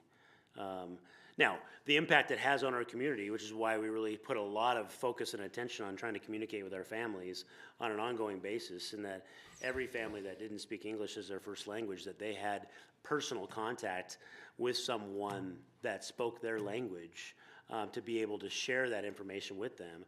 We do know we ran across a couple students and families that ended up at their school that they were at last year, not knowing that they had been moved to a different school, but we worked through that fairly quickly.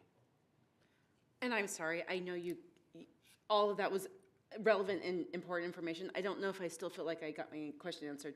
It doesn't seem complicated, and that's what you said, is it's not complicated, right? You move this kid to this school and this kid to this school, right? So why do some schools feel like that their projection, they're off by a certain amount, that it would need to collapse a classroom or something like that? Can you explain that a little bit more? If it wasn't that hard and we know where they're going, then shouldn't we be within 1 or 2, 3, 4, 5, 10 at most for school? Yeah, so the long and short of that is we have students that are in Skyward Yep. that our data processors and staff have, our principals have access to running. And so as they see those numbers, and we're still moving things around because not everything rolls up at the exact same time. So when we were hearing in the spring, schools were saying, oh my gosh, I'm 300 over, you guys staffed me wrong. And we knew that that wasn't going to be the case because we'd worked the numbers, and even though things hadn't rolled over, they were seeing that, well, we had all these students, and they're not gone, they're still here, they're enrolled, they signed up for classes and things like that, especially at the secondary schools. And then what happened is over the summer, you know, kids come and go, and then school starts, and really, you know, the whites of the eyes are really important for us because we don't want to get so far ahead of ourselves in staffing that we're being fiscally irresponsible. And so it's really important that we're fiscally responsible, but also taking lots of pieces of data into consideration. And so once school starts, a lot of our schools saw that that wasn't really the reality. And so having the fall IVT and then just the normal balancing process that our schools do, after the third full day of school, in this case, I think it was the fourth day, we were withdrawing students that were not there for those 3 or 4 consecutive days, and so the numbers then went down again. And this is something that HR and finance are constantly looking at multiple times a day during this time, and HR are reaching out and working with the principals, so they're seeing the same numbers. And this is not uncommon. I know even when I was a principal, I know I was always beating on the HR door going, you guys are wrong, I'm telling you. And then September would come and like, okay, well, you weren't that wrong.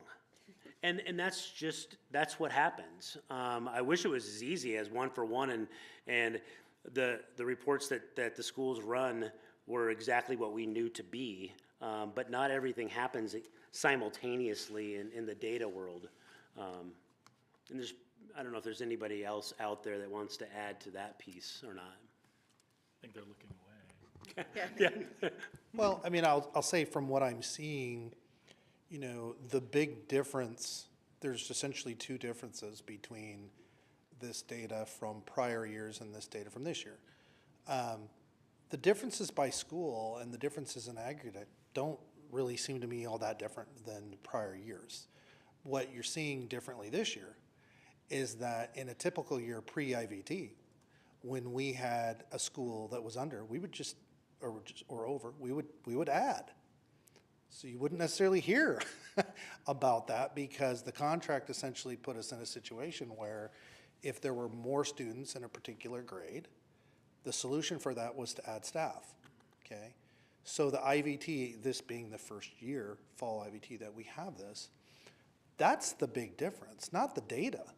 The data really isn't that different. It's pretty unusual to be within 100 students of a 23,750, you know. So I don't think, I'm not seeing in the data that these numbers are like extraordinary, you know, when we're looking at the last pattern of years. What's different is the process.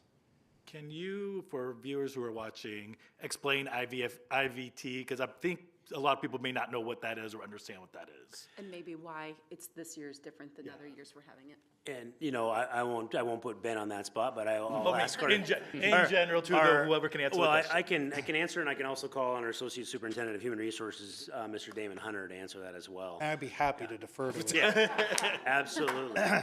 Excuse me, Damon. Just what the acronym is and then what that means and what that process looks like. Yeah, so, and I will call up Jamie, our Director of Operations, who spearheads the IVT process, but the acronym is involuntary transfer. As Dr. Behringer stated, this is the first time in, I believe, 6 years that we've enacted the fall involuntary transfer process. Part of that is to balance, it's no different than other districts, in terms of looking at the numbers, the student numbers, and balancing the classes based on the student numbers. I will let Jamie kind of explain the general process. As we stated before, we met with KEA for 10 straight days, looking at the student numbers, looking at where we need to balance right across the district. And I'll leave it up to Jamie to talk about the rest of the process. All right, good evening, thank you. I'll start off by saying we had 7 involuntarily, actually 2 volunteers and 5 involuntarily transferred individuals out of all of our staffing of the district. We were able to take most of the over and under staffing and shuffle around within building. Yes, it's an impact, collapsing classrooms opening here, but we were able to do so. So we tried to keep the impact minimal. Involuntary transfer, it's definitely spelled out that process in the CBA, meaning we've got a timeline that we work with. We work through that timeline. We provide, it's done seniority-based, right? And provisional staff are exempt. So you'll see the newer staff not be included in the process, and then staff that are continuing be impacted in that way. So that's how we run the involuntary process. We provide them with current open positions to choose and select, then it's just down the line by seniority. So we were able to place all of the individuals that participated in positions and just continue to work through that process. I didn't realize it was only 7 folks that were affected, so that's good. 7 individuals moved out of buildings, yeah, 2 new buildings. How many were voluntarily went? 2 volunteered, so that means they got to see the open positions list, And then boom. see if there's something they were interested in. So 2 volunteers, 5 individuals who were involuntarily transferred, I would say. Just to make sure I understand this, so Yes. a school was, said there was a position that needed to be moved to a different open position, and somebody else within that school said, I actually really want that position, and so they chose to take that open position. They considered their seniority and then where they might fall within it, and considered the factors in there, and then decided to go forward with that, yeah. And I would say, yeah, this is the first year for a long time that we've actually been able to run a fall IVT. We had to go ahead and add staffing and not take care of our understaffing in buildings, so we did see a lot of small class, not a lot, we did see some small class sizes that we weren't able to make adjustments for that. This allows us to really kind of get our staffing distributed equally throughout the district the best we can, right? We're still going to see maybe pockets here and there, but it helps us shuffle staff around, trying to minimize as much as we can. Can I add again to the world? I don't know who's going to answer this. Like, what did that process, when we had to shuffle students, what did that look like from the admin level to the teacher level to the student level? Like, how did we do? Did we just say, you're moving, get out? Or was there a better process with students as we kind of shuffled them into different classes? I hope as a people profession that we were a lot nicer than that, but I'm just kind of curious what that looked like. Or was everyone just stressed about the numbers that they didn't take that into consideration, of which I hope that is not the answer? Well, I think it's a building decision. that's what I was going to say. Yeah, that's a building principle decision in terms of how the conversation is going to go. We provide the information to our building leaders, and they come up with how the communication is going to go in terms of moving students, if that is the possibility. I do know that as we're working through this process, once we communicate out the IVT, it's not, buildings are already having those conversations. They're looking at their numbers, like we said. We're continuing to work to see how they adjust up until that point. Sometimes they'll fall off our watch list because, yep, all the students came in. We did see a majority of kinder. That's where the level was, where we collapsed. Kinder is a little bit, I would say, more fluctuating with the projections, right, because the enrollment continues to come in, or they didn't, not as many as they maybe had projected come in. So that's where some of the reduction FTE, or the reduced, right, collapse of classroom is. I do know that I've heard some buildings, they would pull the teams together and then discuss and then kind of distribute the students involving the level.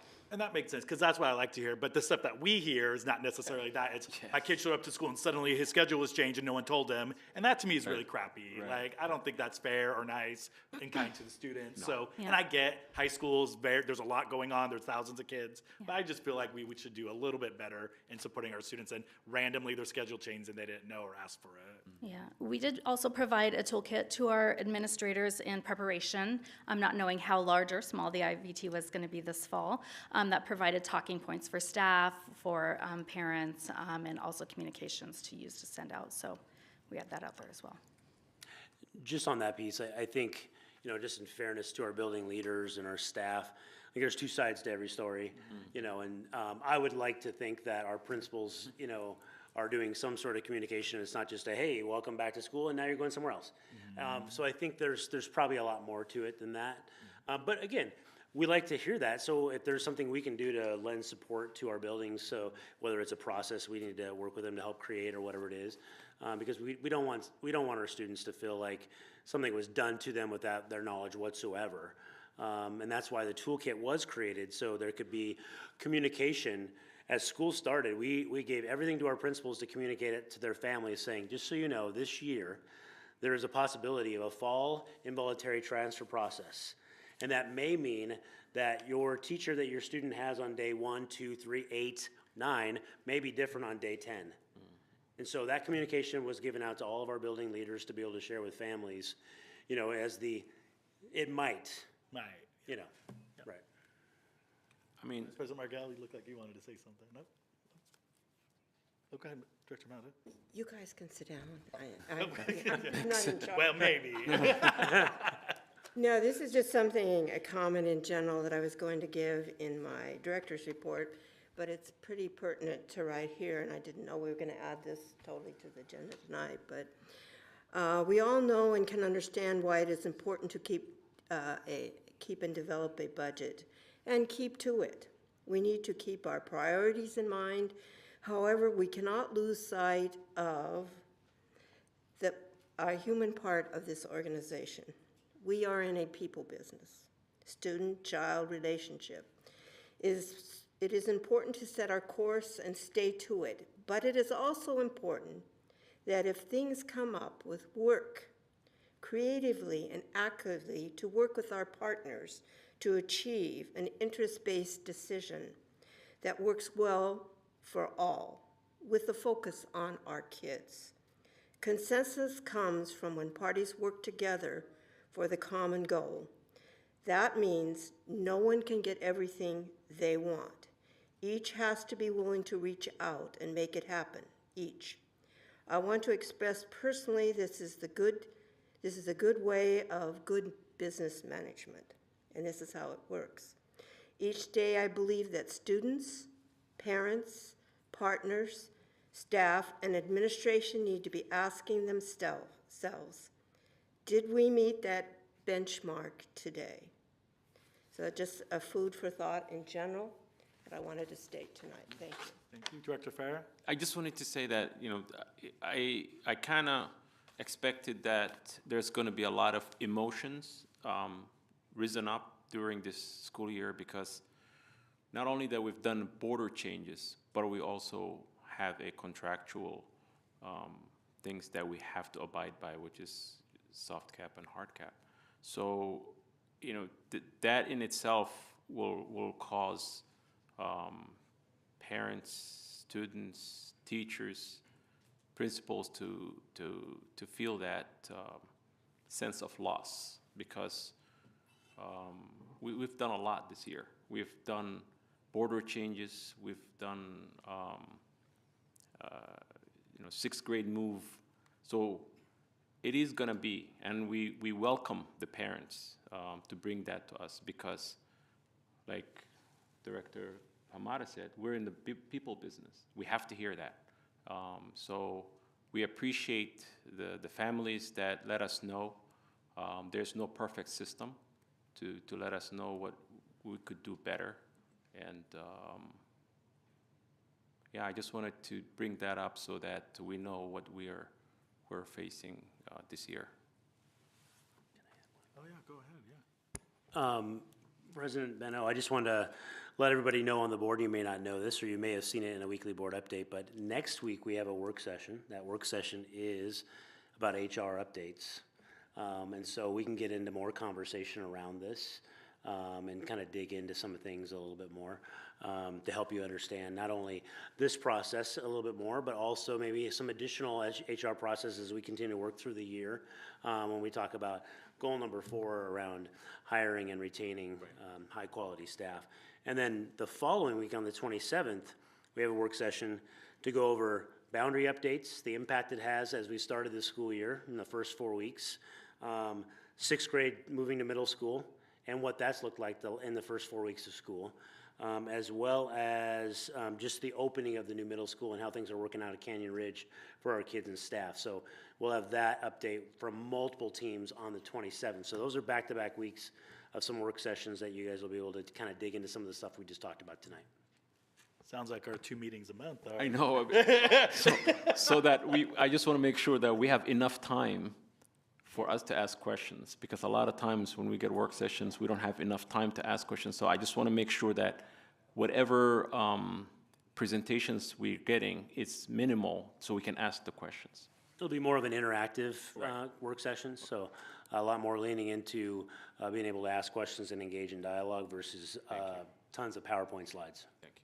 Awesome. Did anybody have anything else? Because I have a couple more things. I don't want to take airtime.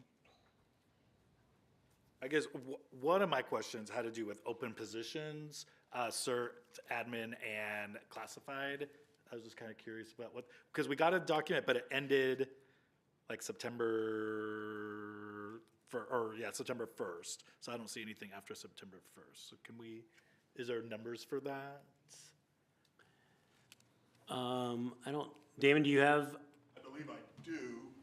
Are you talking, President Bento, open positions? Because we don't have the open positions number for administrators, but I do have them for certificated staff and then also paraeducators. Yeah, that works, Okay. yes.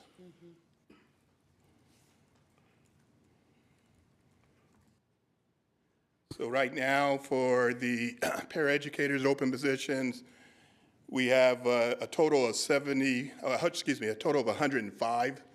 33 of those are non-SPED, and then 72 of those are SPED. And then for our teacher open positions, we have a total of 43. 25 are non-SPED and 18 are SPED. Awesome, thank you. Damon, could you, we have subs for all of those Yes. open certificated Yes. positions, and we have subs for almost all of our para positions, is that correct? Or most of our para positions? I'm not sure about. But teachers? Yeah, certainly for teachers. We have subs for teachers. Our paraeducators, I mean, that's still an area of challenge for us in terms of substitutes. But we have, for paras for our SPED students, don't we contract for Yes. that service? So all of those ones are covered with contract, Language, yeah. contract employees, right? Contracted employees, correct. Yes, okay, correct. thank you. But not So all of them though, right? all Yeah. 72 SPED are, right? That I'm not sure. That I'm not sure. I would need to get back to you with that, with those numbers, because that I'm not sure. Okay. I don't want to put Spencer on the hook. Do you have any knowledge of that? You don't have to if you don't. Spencer Pan, our senior executive director. So not all our vacancies are filled, right? But if to that question around, are all those numbers filled with agency staff members or otherwise, I would say we still have outstanding vacancies in those areas. What we do have, though, are also coverage plans, kind of at a school-by-school basis as well. And each of those situations are a bit different. But we can definitely provide you an accurate summation of kind of the triangulation of the data set, which is really around what is filled with, which positions are filled with subs, which positions are filled with agency staff members, and which positions are filled with new hires. And the agency staff, those are for our, like, the people we contract out are for students who are like more medically fragile or have higher needs? Or is it just whatever positions they want? When we're talking about paraeducator positions? Correct. So for paraeducator positions, typically the ones that we're filling with agency hires are individuals that require like a one-on-one para that is going unfilled. So we're trying to prioritize some of those that have very specific needs.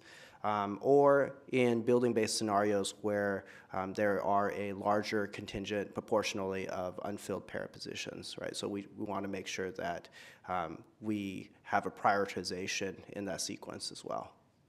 I guess I'm just concerned that students who are like, have feeding tubes, that need paraeducator assistance, diaper changing, things like that, those staff are supported, and that the classroom teacher are not necessarily doing that. Yeah, and those are kind of on a case-by-case basis. I would say definitely those, what you're talking about in terms of higher need situations are prioritized over kind of general classroom support.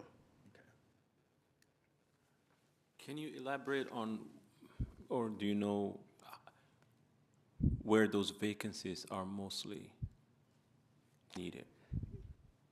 I don't want to provide a, I have some idea, but I want to make sure that the information we provide you is accurate.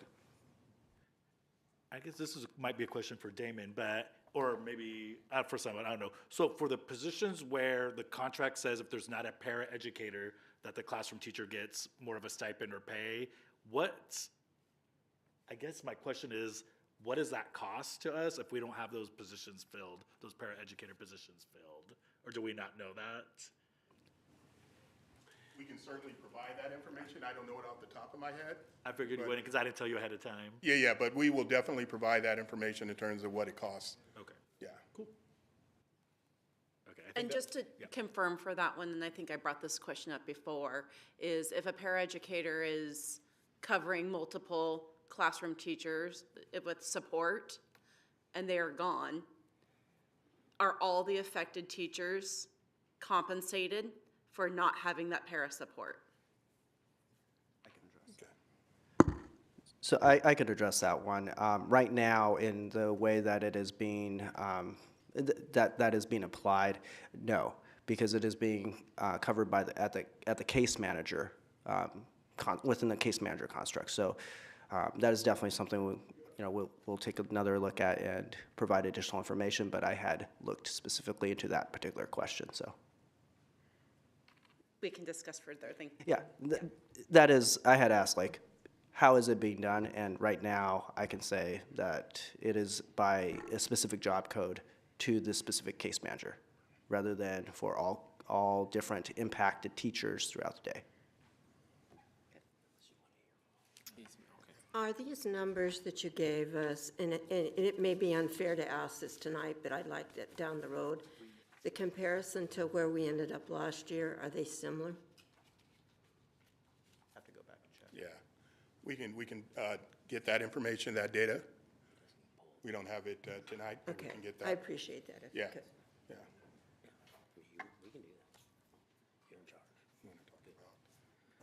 I guess my last question, does the case manager have release time to deal or work with those kind of issues, or does the case manager do all the IEPs and stuff outside of their time, or do they have release period to kind of support other teachers? I don't know how that works in this district. I can address partially.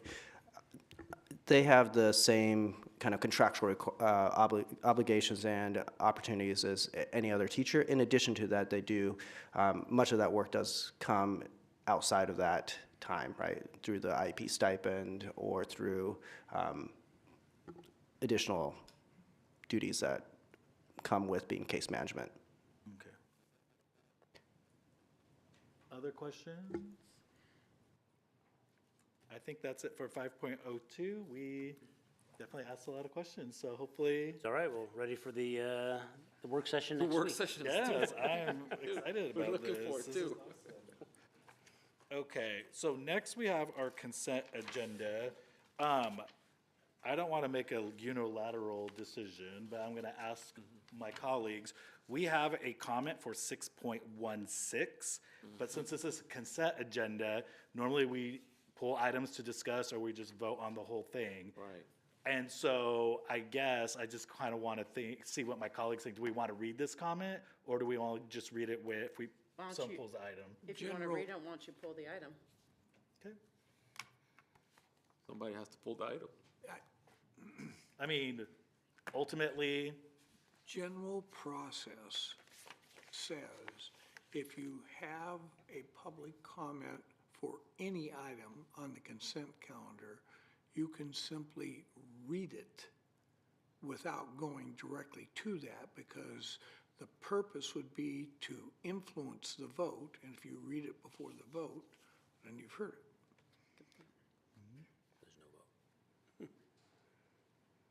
doesn't answer my question, but but I'll go ahead and just read it. How about that? There we go. Okay, and then we can move to 6.0 to see if we want to pull any items. How about that? Perfect. Awesome.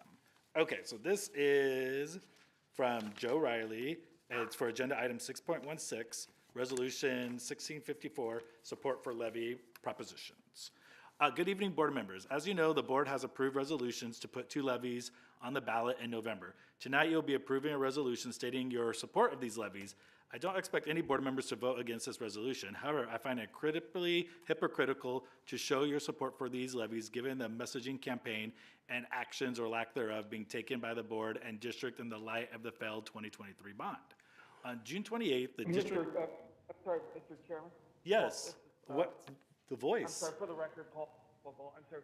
There is a restriction, as you know, for the use of this forum for political purposes. The exception is a resolution by this board.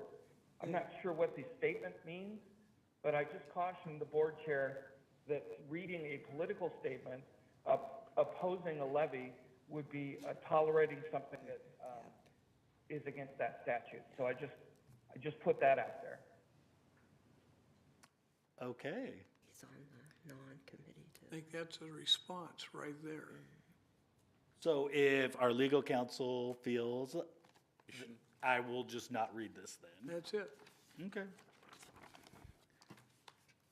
Let's go to 6.0, consent agenda. Before we move Ms. on. Margell? Oh, Vice President Margell?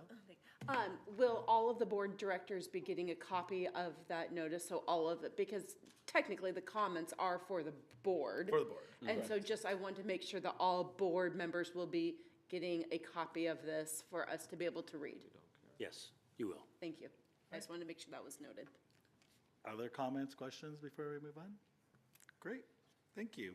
All right, now we'll move to 6.0, the consent agenda, and I'm going to ask the board if there's any items on the consent agenda that you'd like to pull for discussion. Director Clark. I'd like to pull 611 gifts. President, Oh, yeah, go ahead, Director Hamada. President Bento, I wish to pull 6.19 because I want to kind of be transparent about that. Great. Other directors, any items you'd like to see pulled? So I would love a motion to approve 6.01 through 6.18 minus 6.11. and Move 6.19. approval of consent calendar item 601 through 618 minus 611 and an additional minus 619. Is there a second? Second. Yeah. It's been moved and seconded. All those in favor of approving the consent agenda minus 6.11 and 6.19, raise your right hand and say aye. Aye. Aye. All opposed say no. There's no no's, so there's no abstentions. Motion carries. We'll go to 6.11, gifts, donations, and/or memorials acceptance. I would just like to note, well, first of all, I move approval of 611. Is there a second? Second. Okay, so in discussion, I just want to acknowledge that certain people have gone to extraordinary lengths to support our students. And the Kent Ridge Booster Club came up with over $1,600 to support Precision Woodwind Services. And obviously, that's a great benefit in the music. The West Central District sent off to Kentwood High School athletics equipment, uniform, and transportation expenses at just shy of $2,000. I especially appreciate the Rotary Club of Kent expending $1,650 to support students for food insecurities and addressing that at Horizon Elementary. And finally, I would like to express appreciation to the First Baptist Church of Kent, who expended $839 for school supplies for students at Daniel Elementary. Thank you. Other questions or comments? Seeing none, all those in favor of approving 6.11, gifts, donation, and memorials acceptance, please raise your right hand and say aye. Aye. Aye. All opposed, say no. There's none, and there's no abstention. Motion carries. 6.19, which I forgot what it was called. Motion to authorize Kent School District's board legislative priorities presented by WASDA, to be presented to WASDA. Is there a motion? I so move. Second. Been moved and seconded. Any discussion? Well, this is where I explain a little bit our top priorities. Assuming the public hasn't seen this, the 6 priorities we came to just by consensus talking, and came up and we kind of narrowed it down. So I thought you might want to know what we will be taking to WASDA as our priorities. Number 1 was require simple majority on school bonds. And this is also an OSPI priority, which means that we don't have to have 60% to pass a school bond. So that's number 1. Number 2, full funding of prototypical school model. In other words, we'd like to see a lot of adjustments with things we're having trouble with, like special ed, paras, and stuff like that. We need to, perhaps the state needs to kick in and belly up a little bit more money to help pay for some of these special education paras or nurses or counselors. The model anymore today, because education has changed so much, is not working for a lot of school districts, not just ours, but many. So that was our second. The third is a coherent plan for student lunch debt in Washington State, and that's been an issue that we have, so that's our third priority. Number 4 is expanding basic education. Number 5 is something pretty new on the surface here, but it's been around a while, artificial intelligence technology. Let's get into that and find out, do we need some restrictions here and some parameters around that? And number 6 is universal preschool, which we're quite aware of on that, and how much that can add to our little ones entering our kindergarten. So that concludes our 6, and those will be the priorities that we'll be voting on tonight in public.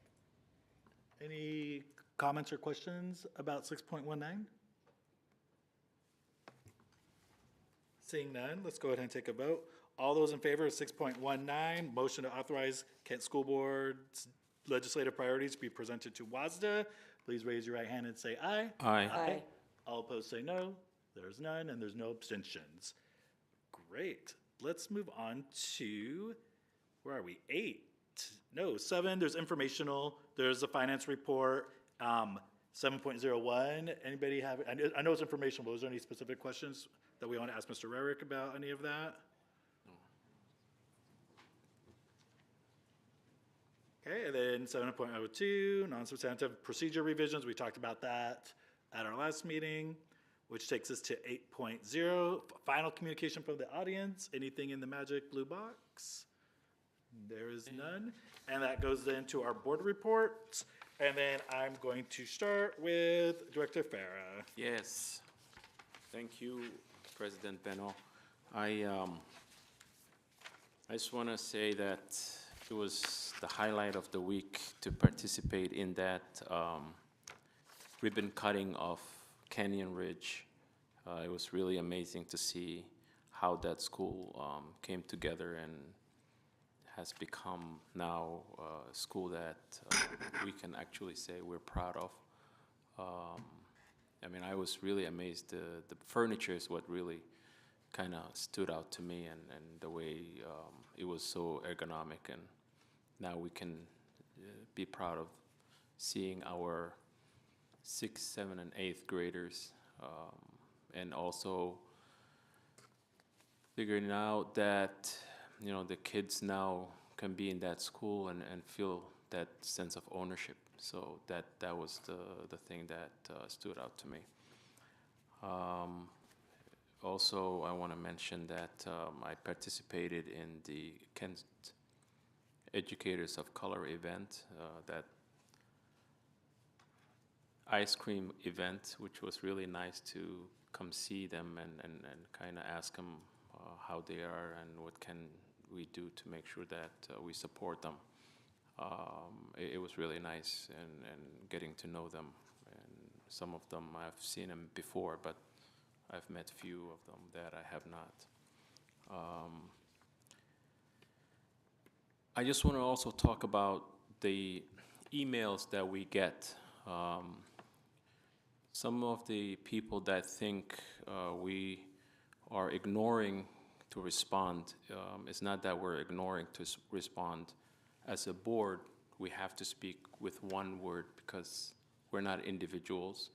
And when we're communicating in one. So whenever I get an email directed only me, I will forward it to the board president, who speaks on our behalf. And also, it's not that because, you know, we can't answer the question, but also there's a lot of research involved. So some of the questions are very, very involved, and for me to misspeak and speak on behalf of the entire board, it is not fair. So I send it to the board president and the secretary so that they're aware, they can do their research and then respond properly. And I would advise that if you don't receive a response, let me know. I will research on why you didn't respond. But does not mean that I'm ignoring your email or I'm not responding. Sometimes I might say, you know, we will get back to you as quickly as possible, but that sometimes can take time. So if I don't say that, please know that I am not ignoring your email.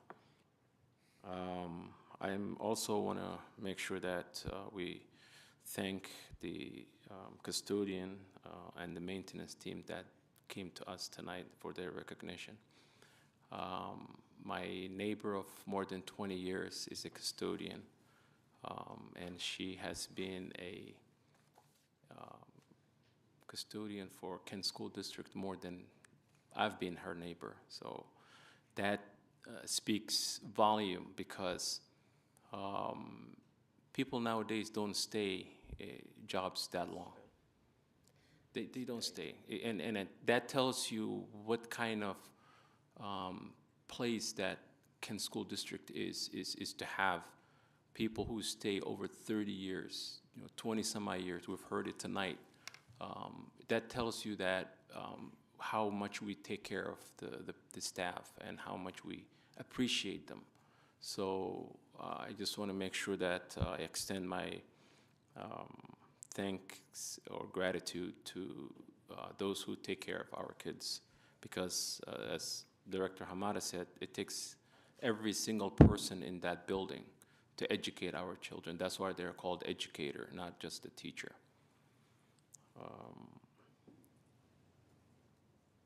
I also wanted to go a little bit further on the testimony that we received tonight about Ileana. I just want to make sure that we should do whatever we can to keep Ileana in that building, because it shows how much the staff cares about her, and that she is someone that is highly regarded.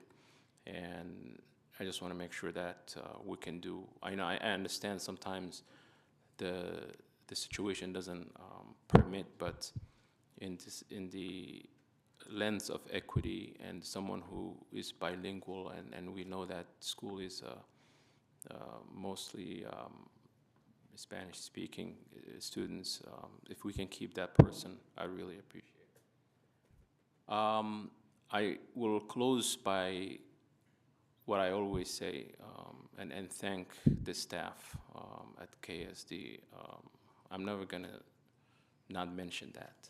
Every chance I get, I just want you to know you are the best in the business, and I want to thank you and let you know that you are appreciated.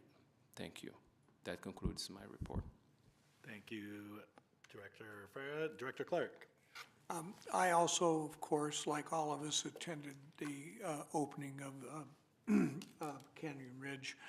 And strangely enough, one of the things that was stuck in my mind, much like Director Farah, was the furniture.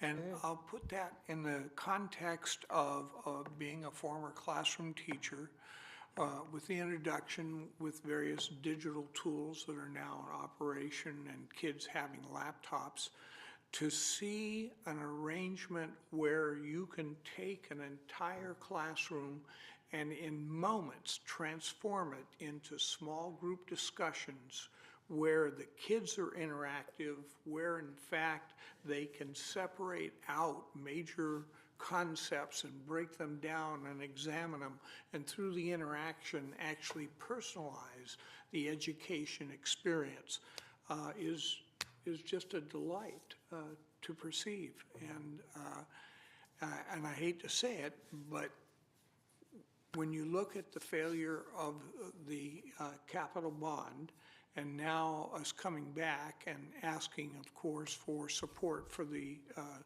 two things that are on the ballot coming up in November, the question is, those kids at Canyon Ridge actually have a better educational environment than many of the other middle schools. And certainly we want that for them, but that's a capital expenditure. And it exemplifies the fact that we have to have community support to basically keep things moving forward, to have a school district that we're all proud of. So I also briefly earlier in the year had stopped by and saw Cam and stopped by at Scenic Hill. But that's all I have. Thank you, Director Clark. Director Hamada.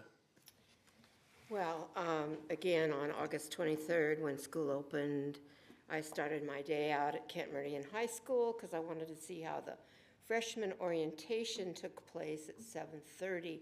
And I believe 3 schools participated in the high schools in that, having the freshmen come in the morning without the other grades there so they could kind of get oriented to the school. It seemed like it was kind of fun and the kids were interacting and all, and it looked like a good idea. I'll be interested to hear a report on how the individual high schools think that went, but it looked very successful, very well run. And then after that, I took off to I hear voices, Mill Creek Middle School, to see how that opening day was going, and it was running well. And then I finished off the morning at Canyon Ridge Middle School, their first day, and that was running well. I had planned to go to Covington Schools for their open house, but I had something I had to attend to that came up, which was very important at home that I had to take care of, so I wasn't able to do that. But I will be out in the coming schools, and I'll be out in more, because that's what I like to do. I think you learn by being in the schools, seeing what's happening, and seeing how one-on-one all our teachers and everybody in the building are interacting with our kids. The Canyon Ridge Middle School grand opening was pretty terrific. I want to piggyback on that. The furniture in that building, I sat in the library and I thought, their chairs are really comfortable. I'm not kidding you. The back of those chairs, for an older person like I am, I need that lumbar support. And they were really wonderful. And then on top of it, Mr. Buzzard said, you can sit on them too and they don't tip. So he sat on one of them And I thought, oh, he's going flying, but it did not move. And I mean, those are things that, you know, reduce accidents, but kids like to do that, and they like to do those kind of things. So that was pretty cool to see how all that went on. And the murals in that building, oh my God, that man has talent. And when you look at that, you walk in the gym, or you walk, and I spent 7 years at that school running a nonprofit. So I was there several nights in the week with my kids, and I know the improvements in that building, because when you walk in there, and I mentored in that school for 6 years in the classrooms, it's like a night and day you walk in there. The floors pop, the lighting pops, the windows, you know, it has great outside. And when we get that track done, or the backyard, or whatever you want to call it, and you could see a lot of improvement out there, from the holes that were in it to now it's level and they're getting everything in there and all the drains. It is going to be fabulous. And not only is it the kids of that school going to get to use it, the community's going to get to use it. And we need so much more things for our kids. So that was great.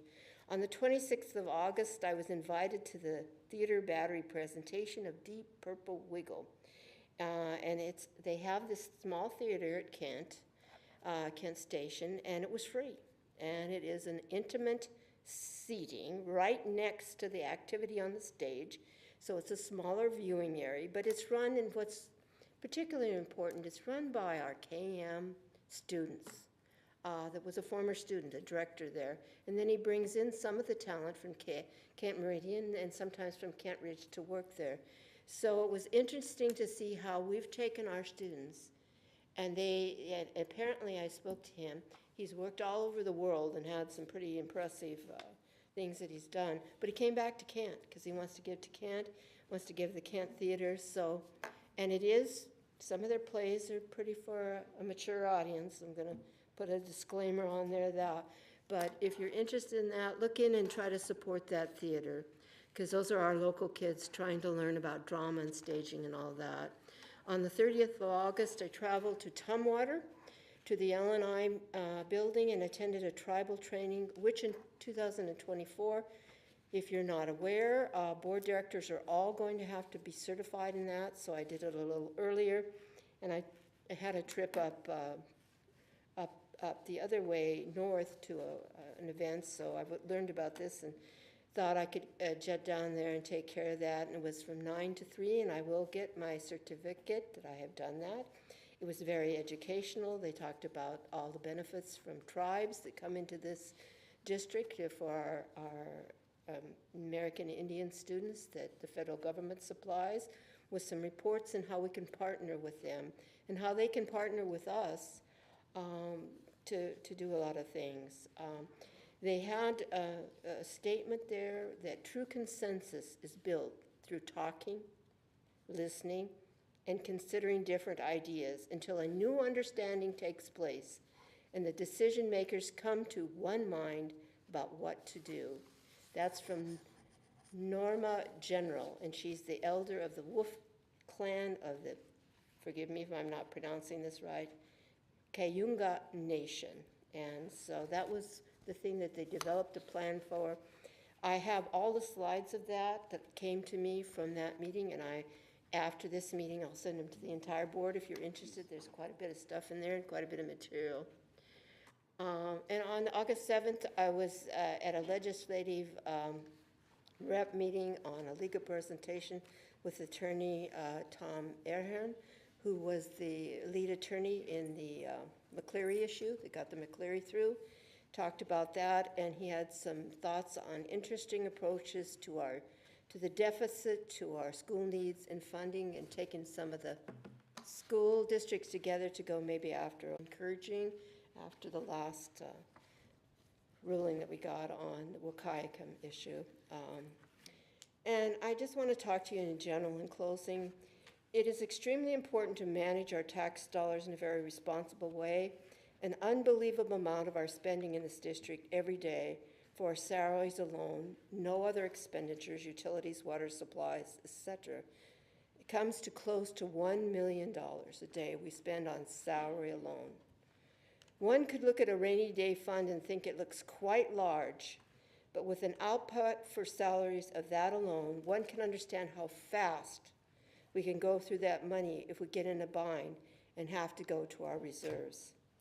Please keep that in mind.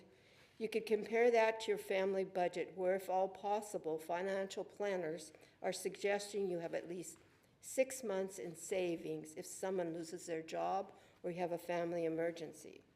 We all know the biggest problem today is in our housing costs, and most people are not able to find any amount that they can save. The latest 2002 economic reporting is showing that salaries overall are not keeping up with the cost of living. And in 2022, childhood poverty rose up 7% from 21. With a KSD budget of salaries of $1 million a day, it does not take long before it is gone with salaries alone. So when you're thinking about that, it looks like a huge budget. A reserve budget looks pretty big, but just like your own budget, because it's such a huge amount, we have so many that we support with our salaries, and on top of that, utilities, gas, transportation, and on, it can be gone faster than you. So thank you, and that concludes my report, President Bento. Thank you, Director Hamada. Vice President Margell. Thank you. I have a lot of notes. It feels like it's the beginning of school and there's a lot of stuff going on. First, I'd like to say a shout out again to our custodial, environmental, and maintenance staff. And I loved hearing about the family affair within our district that we have, especially in that department, but I'll also say throughout the district. And just what an impact all of the staff within those areas have on our school. I can say my mother-in-law of 30 years at Fairwood Elementary still talks about Thomas, who was her favorite custodian. And we, you know, just the impact and thanks that I have for all of our custodial, environmental, and maintenance staff, and I think that feeling is felt throughout the district. Second thing I'd like to say is thanks for the ice cream.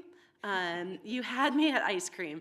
To the Kent Educators of Color, I just love the opportunity to come together. So much can happen over the breaking of bread or ice cream cones, as the case may be.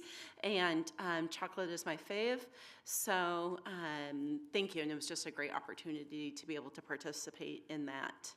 I also, we had a special session approving the Kent Association of Paraeducators and our principals, their contracts.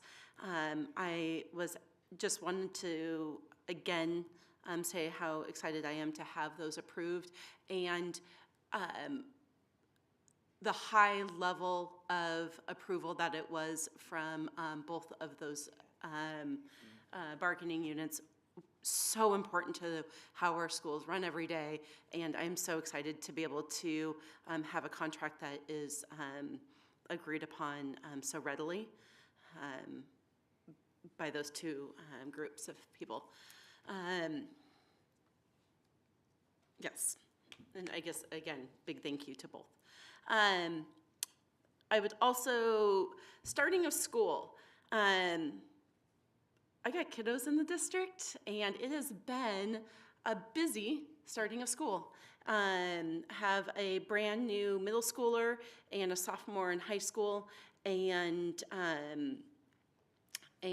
there's just a lot going on with that. One of the things I'd like to point out is the pickleball, the intramural pickleball has started at my son's middle school. He tried out and he's on the soccer team, but he's really excited to go and watch the pickleball and see how that goes. And it's my daughter's math teacher, Mr. Jorgensen, who is going to be doing the intramural pickleball. And I'm really excited that we're having intramural sports. And so I just point that out. I know that different things are happening throughout our different middle schools, but there is a commitment to having intramural sports for especially our 6th graders moving up. And pickleball is our state sport, I believe. apparently. I think, I know it was started in our state, and so I was excited to see that happening at Northwood and excited to hear more what's happening at each of the different middle schools. Along with other sports, it warms my heart to hear that we have more United teams happening. If you want your heart filled, go and watch a United game. I had the pleasure of seeing Pack the Gym at Kent Ridge last year for our United basketball team and our Sparkle cheerleaders. So much fun. So, and it was, I encourage everybody to find that on their schedule this year and make sure to mark out that night to go and watch whatever United teams we have playing and support them. Sorry, my notes are a lot and disorganized. River Ridge Sidewalk, there's some good movement that's continuing to happen on that. I know it has been in the news, and I just keep it out there. It's important to us, and I know that that continues to move along. I also had the opportunity to go to the, it wasn't just a ribbon cutting, but really a tour of Canyon Ridge, and I'm really excited about supporting the colors today. I think that a few of us got some shirts.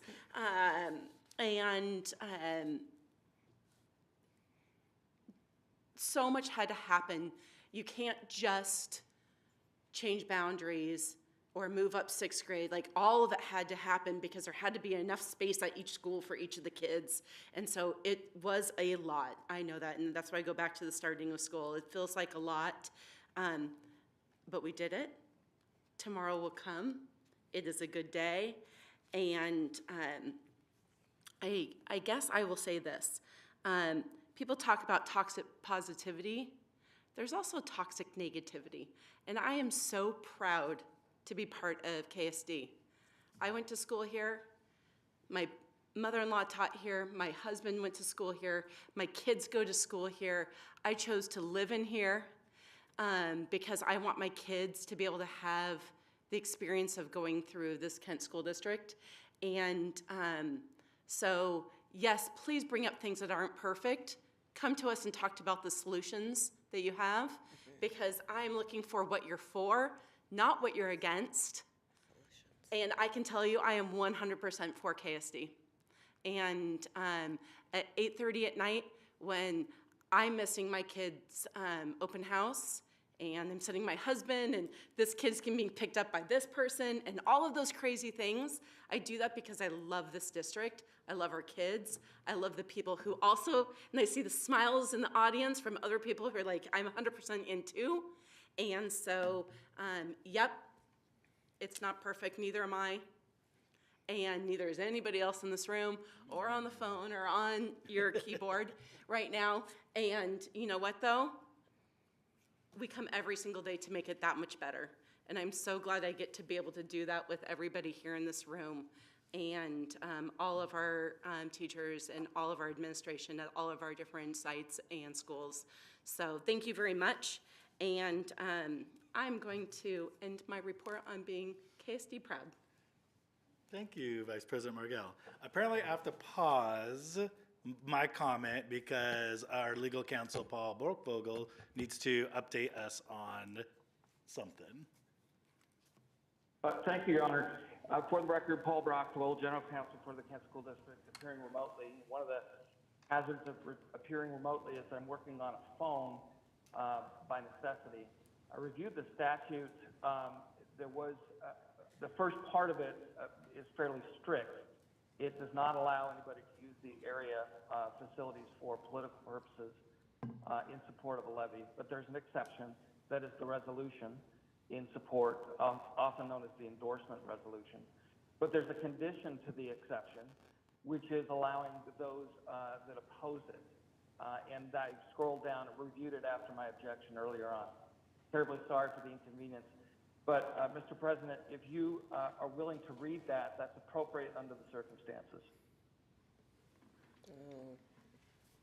How does my colleagues feel? Well, I purposely did not go into wanting to speak to the resolution. But if in effect it's going to be a pro and con, then I have a few things I'd like to say, because I passed on that because you passed on that. Mr. Brockvogel? Yes, certainly, Mr. President. From a legal standpoint, the resolution can be passed. Normal discussion may be made, so long as you provide the same opportunity for the opposition. And again, I presume he's going to oppose it, but I haven't reviewed that.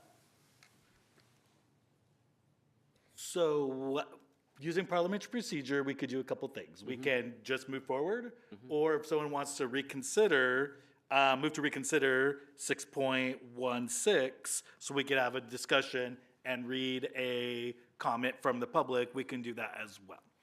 It's not open to debate, we just have to move to what am I saying? Consider, thank you. And then it's a up or down vote, and then we just go from there. I move to reconsider. I second. So it's been moved and seconded, this is not debatable, so, usually it's a roll call, but there's only 5 of us, so we'll see. So all those in favor of reconsidering 6.19, or 6.16, resolution number 1654, support for levy proposition, please raise your right hand and say aye. Aye. Aye. All opposed? There's no opposition, so the motion carries. We will reconsider 6.16, resolution number 1654. So now I need a motion to discuss and approve 6.16, resolution 1654, support for levy propositions. Move approval of 6.16, resolution number 1654, support for levy propositions. Second. Been moved and seconded. I will open up a discussion.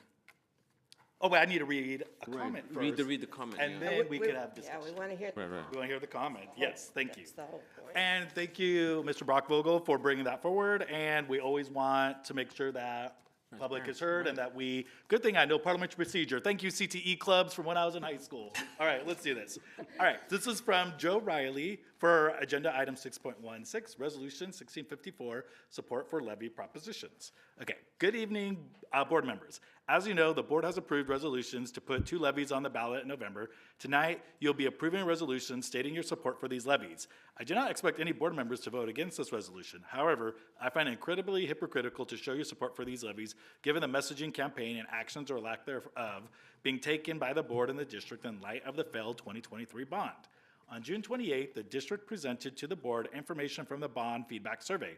The survey was intended to understand community concerns with the 2023 bond and why it failed, specifically to address those concerns before trying again. The bond failed with only 48% approval, which is less than what is needed to approve levies. The presentation called out a common theme to increase transparency around finances. Instead, the district decided to fund these capital projects with a levy, in their own words, does not require a strict list of projects and is not a promise the way a bond is. How is that increasing transparency? The presentation also called out lack of trust between the community and KSD leadership as a common theme from the survey responses. Yet, said it did not specifically relate to actions connected with the bond measure. That's absolutely not true, and the lack of trust is one of the main reasons why I voted against the bond. The presentation also called out a desire to strategically time the ballot measure, which the district is using a justification to align these 2 levies. However, the only thing expiring in 2023 is some, not all, the funding from the 2016 bond. If either the EP&O or capital levy does not pass, the district has all of 2024 to rebuild trust and try again. Combining the measures together and running them now is a way to use staffing and technology to leverage to approve $30 million per year increase in capital levy funding. The messaging campaign for the levies states that the failure of either of these would mean significant reductions in staff and services and implies KSD will continue offering high-quality education if these levies are approved. The statements are not trust builders, they are threats. The message to the community is approve the levies or else, ... My question to the board and to the district, what have you done and what are you doing to actively gain support for these levies? What are you doing to rebuild the trust with the community? What are you doing to hold each other and the district accountable for their actions? If I can, I'd like to direct a question to the assistant superintendent. I'm not sure everything that was presented there was accurate. Could you clarify? Director Clark, thank you for the question. Yes, we did present the survey findings from our community, almost 4,000 responses on June 28th. I don't have those right in front of me. Some of the statements that were made in this particular comment, those were themes that came out: increasing transparency around finances. Just because the district is running a levy, and a levy is different than a bond, and we've made that clear several times. And in a levy, we do not need to, and we're not told that we have to list out every single project, because levy is for deferred maintenance and things like that, where things change because as years go on, different priorities and whatnot. And so we have a list, and we've shared the big bucket items that this money will go to, and those were all built off of the input from the community survey. So we literally went straight off the survey, and community members rank ordered what they felt we should be spending our money, our priority on, and that's what we used to build the levy. So we didn't go away from that. We didn't go, well, thank you, but no thank you. We used that to build what that small amount of money in the capital levy would be used for. So that's just to provide clarity around that. Let's see. The 2016 was, it's the funding for the levy that we're running, the capital levy. That's a 2018 levy. That's not an accurate statement about a 2016 bond, because that bonds and levies we're not mixing those. When a bond ends, we run a bond, which is what we did in April of 23, and it didn't pass. So a levy is a levy. The levy that we're running in November of 23 is a capital levy, which supports the one-to-one technology as well as capital improvements as well, which is something that we run regularly here in the district, as well as every other district around us. Go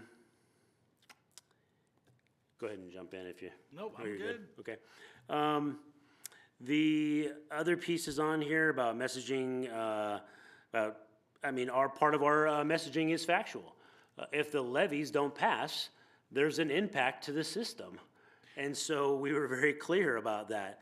And it's not a threat, it's the truth, it's a fact. All right, so I need two things clarification. So one of the problems that we faced was levy equalization money lost. What does that translate? Well, we have, because, maybe I'll defer to Ben on this one.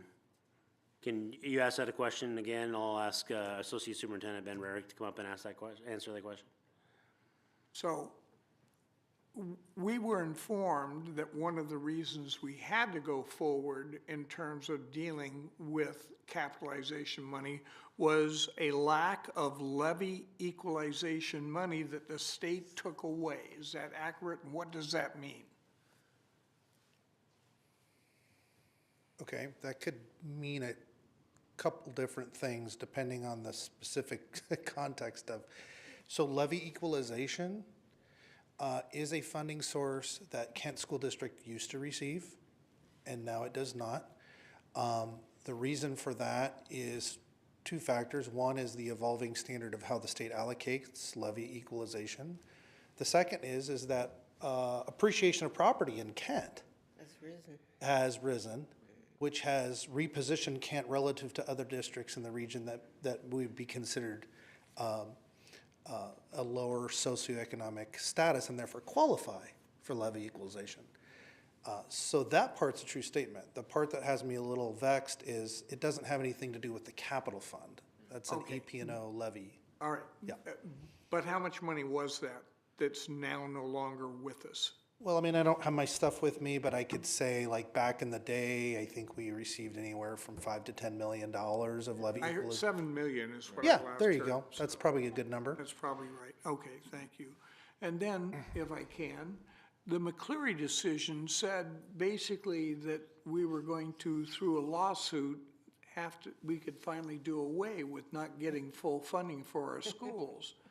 And yet here I find myself staring back at, is it correct? It's 15% of our staffing is tied up in this levy appeal?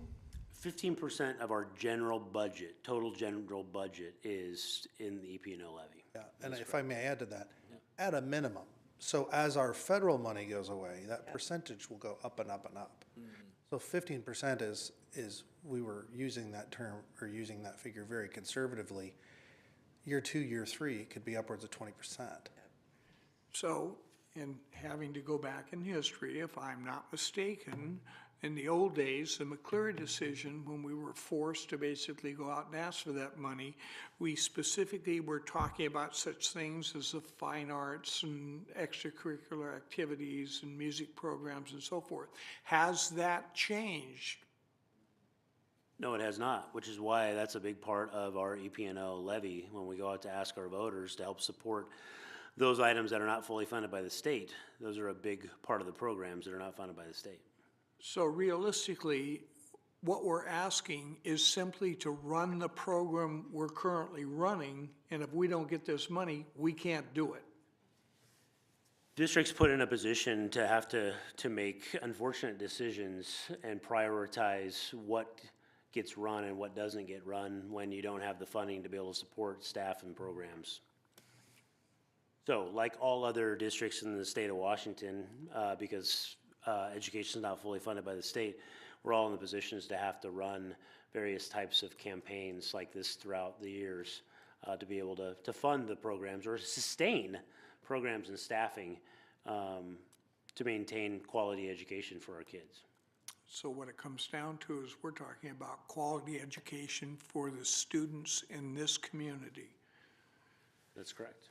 Thank you. And I think I might want to add from a state level, which they said in our Constitution that education is paramount, and yet in our state received funds have gone down over the years. And when state funds go down, somebody has to pick up the difference. Just another piece too on the statement here about like what are we doing to gain the trust and the support of the levies and things like that. When we went out for the bond, we ran one of the most transparent, aggressive informational campaigns that we've ever run, going out and being in our community about a dozen different times over a 4-month period of time, trying to create opportunities to meet with families and community members all across the district in our schools as well as community-based areas as well. Listening, we've created a robust website of information that people can also not only look at, but then communicate with us. We have an email specifically for bonds and levies for you to be able to reach out and ask us any questions you have. We have a lot of people that are on standby on a regular basis to answer any questions people have. And so we're doing everything we can to make sure people understand how important these measures are, whether they be a bond or a levy, and creating those opportunities. And it's no different as we go into this particular levy campaign, as we're putting out and pushing out all of our information to our schools, which will then be pushed out to our families as well as pushing things out to our families, as well as creating opportunities again for community to be able to meet with us in various spaces during this very quick and short campaign timeline. And that's important. Working with our labor partners and working with them to help share the informational campaign with people within their teams. We encourage anybody and everybody who wants to be a part of our levy campaigns to let us know that you're interested in doing something and we can find something for you to do.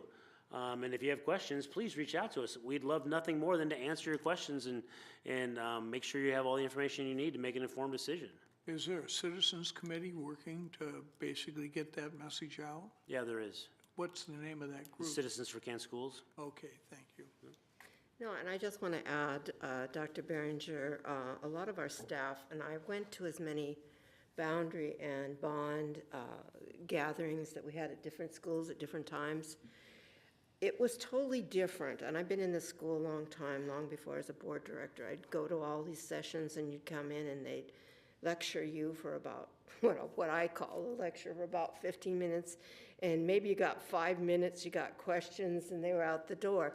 This last year, or past year, on the boundary and the bond, they came in and kind of laid a groundwork, which maybe took 10 minutes or so, and they had several staff available, way after 6 o'clock at night. Some of them had provided food, and they were very well done because it was communication, and you could ask anything. It didn't even have to be on topic, and there were people there to answer. And that's very different than this school district has been run for a long time. Very different. And our intent was not to create scripted two-way communications that are really only one way. Yeah. We made a concerted effort as a district to change how we did things when it came to engaging our community. We did.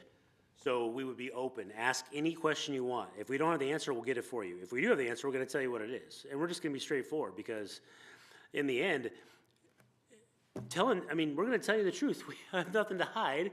And it takes a lot longer to try to navigate some space that we're not familiar with than it is just tell you what it is. You ask the question, you get an answer. So I think it's just important that, and we're going to continue that because that works. We had a lot of positive feedback for the few people that did join us in those spaces. Of course, we'd like bigger turnouts in those areas, but we feel it was the right thing to do, and we will continue to move in that direction and stay away from a very scripted, you sit and get, and we'll tell you, and then you don't have time to answer questions, because I was a part of those as well, and it was not comfortable. So appreciate you saying that. Well, and I want to say too, the boundaries especially, some of the things that were brought up, you made changes to the boundary. We're making changes every week. The final product was, they had a real say, and you could see it in real time, so I saw that, I witnessed all that, so that's not just hearsay, I was there, so. Other questions or comments? I would make a comment about transparency. I think sometimes transparency is equated to complicated. And school funding is complicated. I don't think there's a person out there that if we could make school funding simple, the state pays 100% of the needs that we need to fully fund. We would take that. If we could vote that in today, we would. But it is not, and it is complicated. And so even just through comments of the difference of, well, this happened with the bond and kind of bleeding that over into a levy, it is different. And so if I may, I would say a couple things. I thought this was a really good way. Bonds, buildings, levies, learning. Mnemonic devices work well for helping in pre-calculus. We're going to use it today in school financing. It also works well to talk about, I think, about budgets that we know, which is our family budgets, right? And I've talked about this before, but I'll put it out there again because it is complicated. Levies are different than bonds. Bonds, we give a specific group of projects, and what we say is what we do because you have to give a specific number of projects because that is how bond funding is done. And we're going to stop me anytime that I go astray. Levies is the maintenance of your house. It's the maintenance of your home, whatever that looks like. And you have a certain amount of money that may or may not come in, like depending on if you get overtime or not, right? And we know that taxes kind of go up and down, so we have an idea of how much we're going to get in, but depending on what that looks like, that money can kind of go up or down, and we're capped at how much we can take because let's say you could only work so much overtime, or your bonus can only be so much, right? And so that money is the maintenance that we get to take care of our district. And sometimes, I bring up sexy boilers, but sometimes things happen and you, in your house, you have to take care of them even though you had something else planned. You really wanted to do your windows. Oh no, the water heater broke. You gotta fix your flooring, and that's what you have to do. And guess what? you have to wait for the other projects that you really want to happen. So that's what levies, I like to point out, are a little different in that you have an idea of the things that you want to do, right? And I think everybody right now is going through their list of, oh yeah, I really did need to do, I actually kind of want to do my floors, or I'd like to do my windows, or I really want to fix my fence. Husband, if you're listening, we got to fix the fence. But other things come up, and you have to take care of them. And so that's what the levy dollars, and so it's different. So yes, are we transparent, and here are the things we want to do? Absolutely, any day. Here's the list of things. But if something comes up, we actually need the financial flexibility of being able to take care of, and don't all of our constituents want that, because that's our kids that we're taking care of when something really big happens. And so just like if something's on fire, you got to take care of it. If something happens in our district, we need to have the flexibility and the fortitude to take care of those things that are most important when they're most important.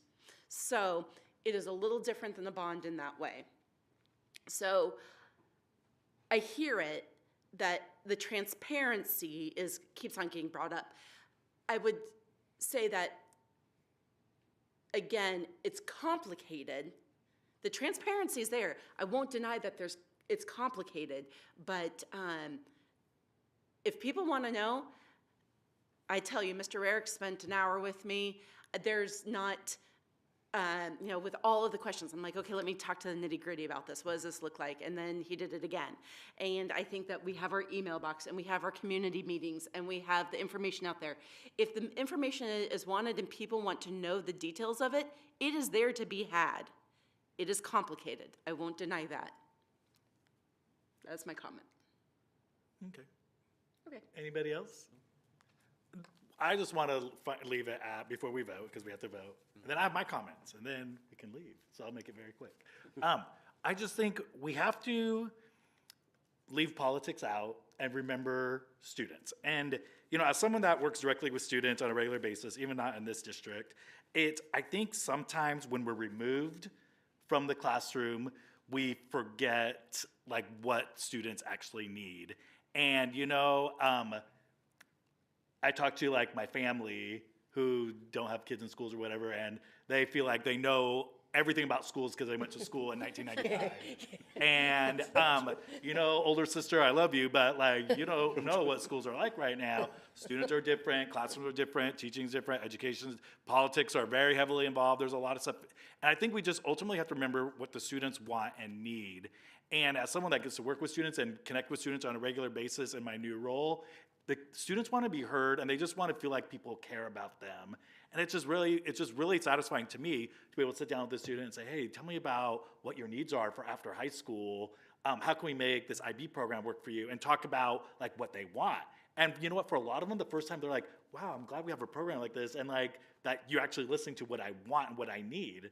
And so I think ultimately we have to kind of think about, even if you don't have kids in the district, our job as Kent School District is to educate the students in this community, and we can't forget that. Yes. And we have to remember that education looks very different, and that funding looks very different, and that we have to ultimately remember the students are the center. We're here for them. We're a people business. And I don't even like to say business, but we are a people business. But ultimately, the students we have to keep in mind, regardless of what the politics are. And I just hate people saying, I hate the board, so I'm not going to vote on the levy. Well, hate me all you want, but no offense, I'm leaving in December. You hate me, but the students are still going to be here, and ultimately we have to think about them. And so, regardless, I think we just all need to remember that. Right. And so for this 6.16, it's a resolution that the board supports this levy proposition, and we do, because we care about kids. I just want to say something else, just remembered. I mean, we're not sitting here because we get paid so much. We're not sitting here because we just like to be here. We are sitting here because we care. And we love this community. And that's why we're sitting here. So, and we don't mind constructive criticism. Oh, no, please. We don't. We really don't. But what I do mind is someone who constantly just wants to say something is wrong with this district. I mean, you cannot tell me everything in this district is wrong. So sometimes I just want to, think about how does one decide that they just want to be that person who always wants to say, that is wrong. Nothing is wrong with telling us if we're not doing something right, but it doesn't mean that everything we do is wrong.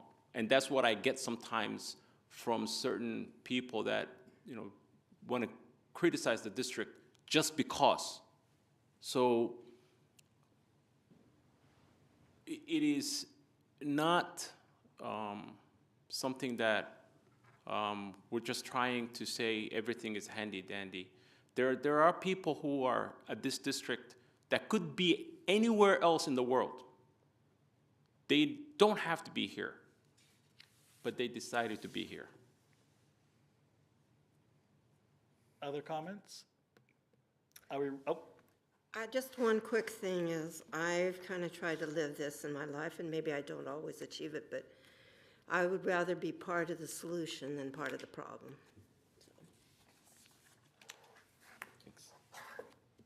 I think we're ready to vote on 6.16, Resolution 654, support for levy propositions. All those in favor of support of 6.16, please raise your hand and say aye. Aye. Aye. All opposed say no. None.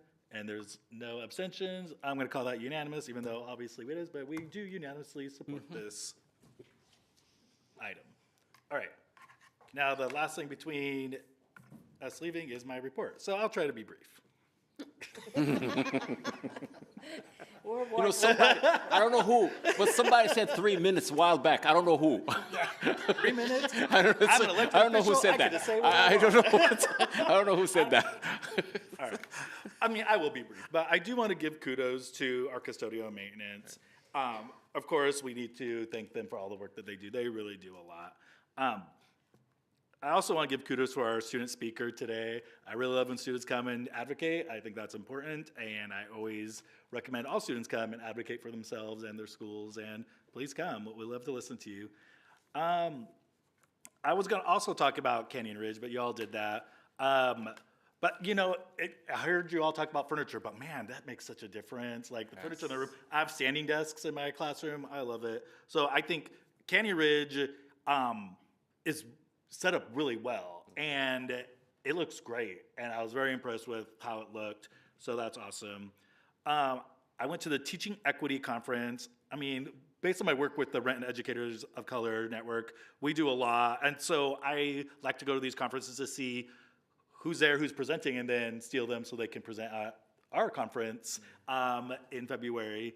Again, I was gonna talk about emails too. Like, I try to answer everything, even if it's like, let me get back to you. And as a board chair, let me tell you, there's a lot of emails. And with starting school and whatnot, I really try to respond to everything. I can't always respond to everything timely, but I'm really trying. So that's just that. I'm very glad that we're doing something about Mill Creek Field, because that was a concern. And, I'm going to Kent Ridge on Monday, because the librarian's getting an award from WEA, so I'm gonna go. I don't know if anybody else is, but I think that's really important too. We support our libraries and librarians, so I'm very excited about that.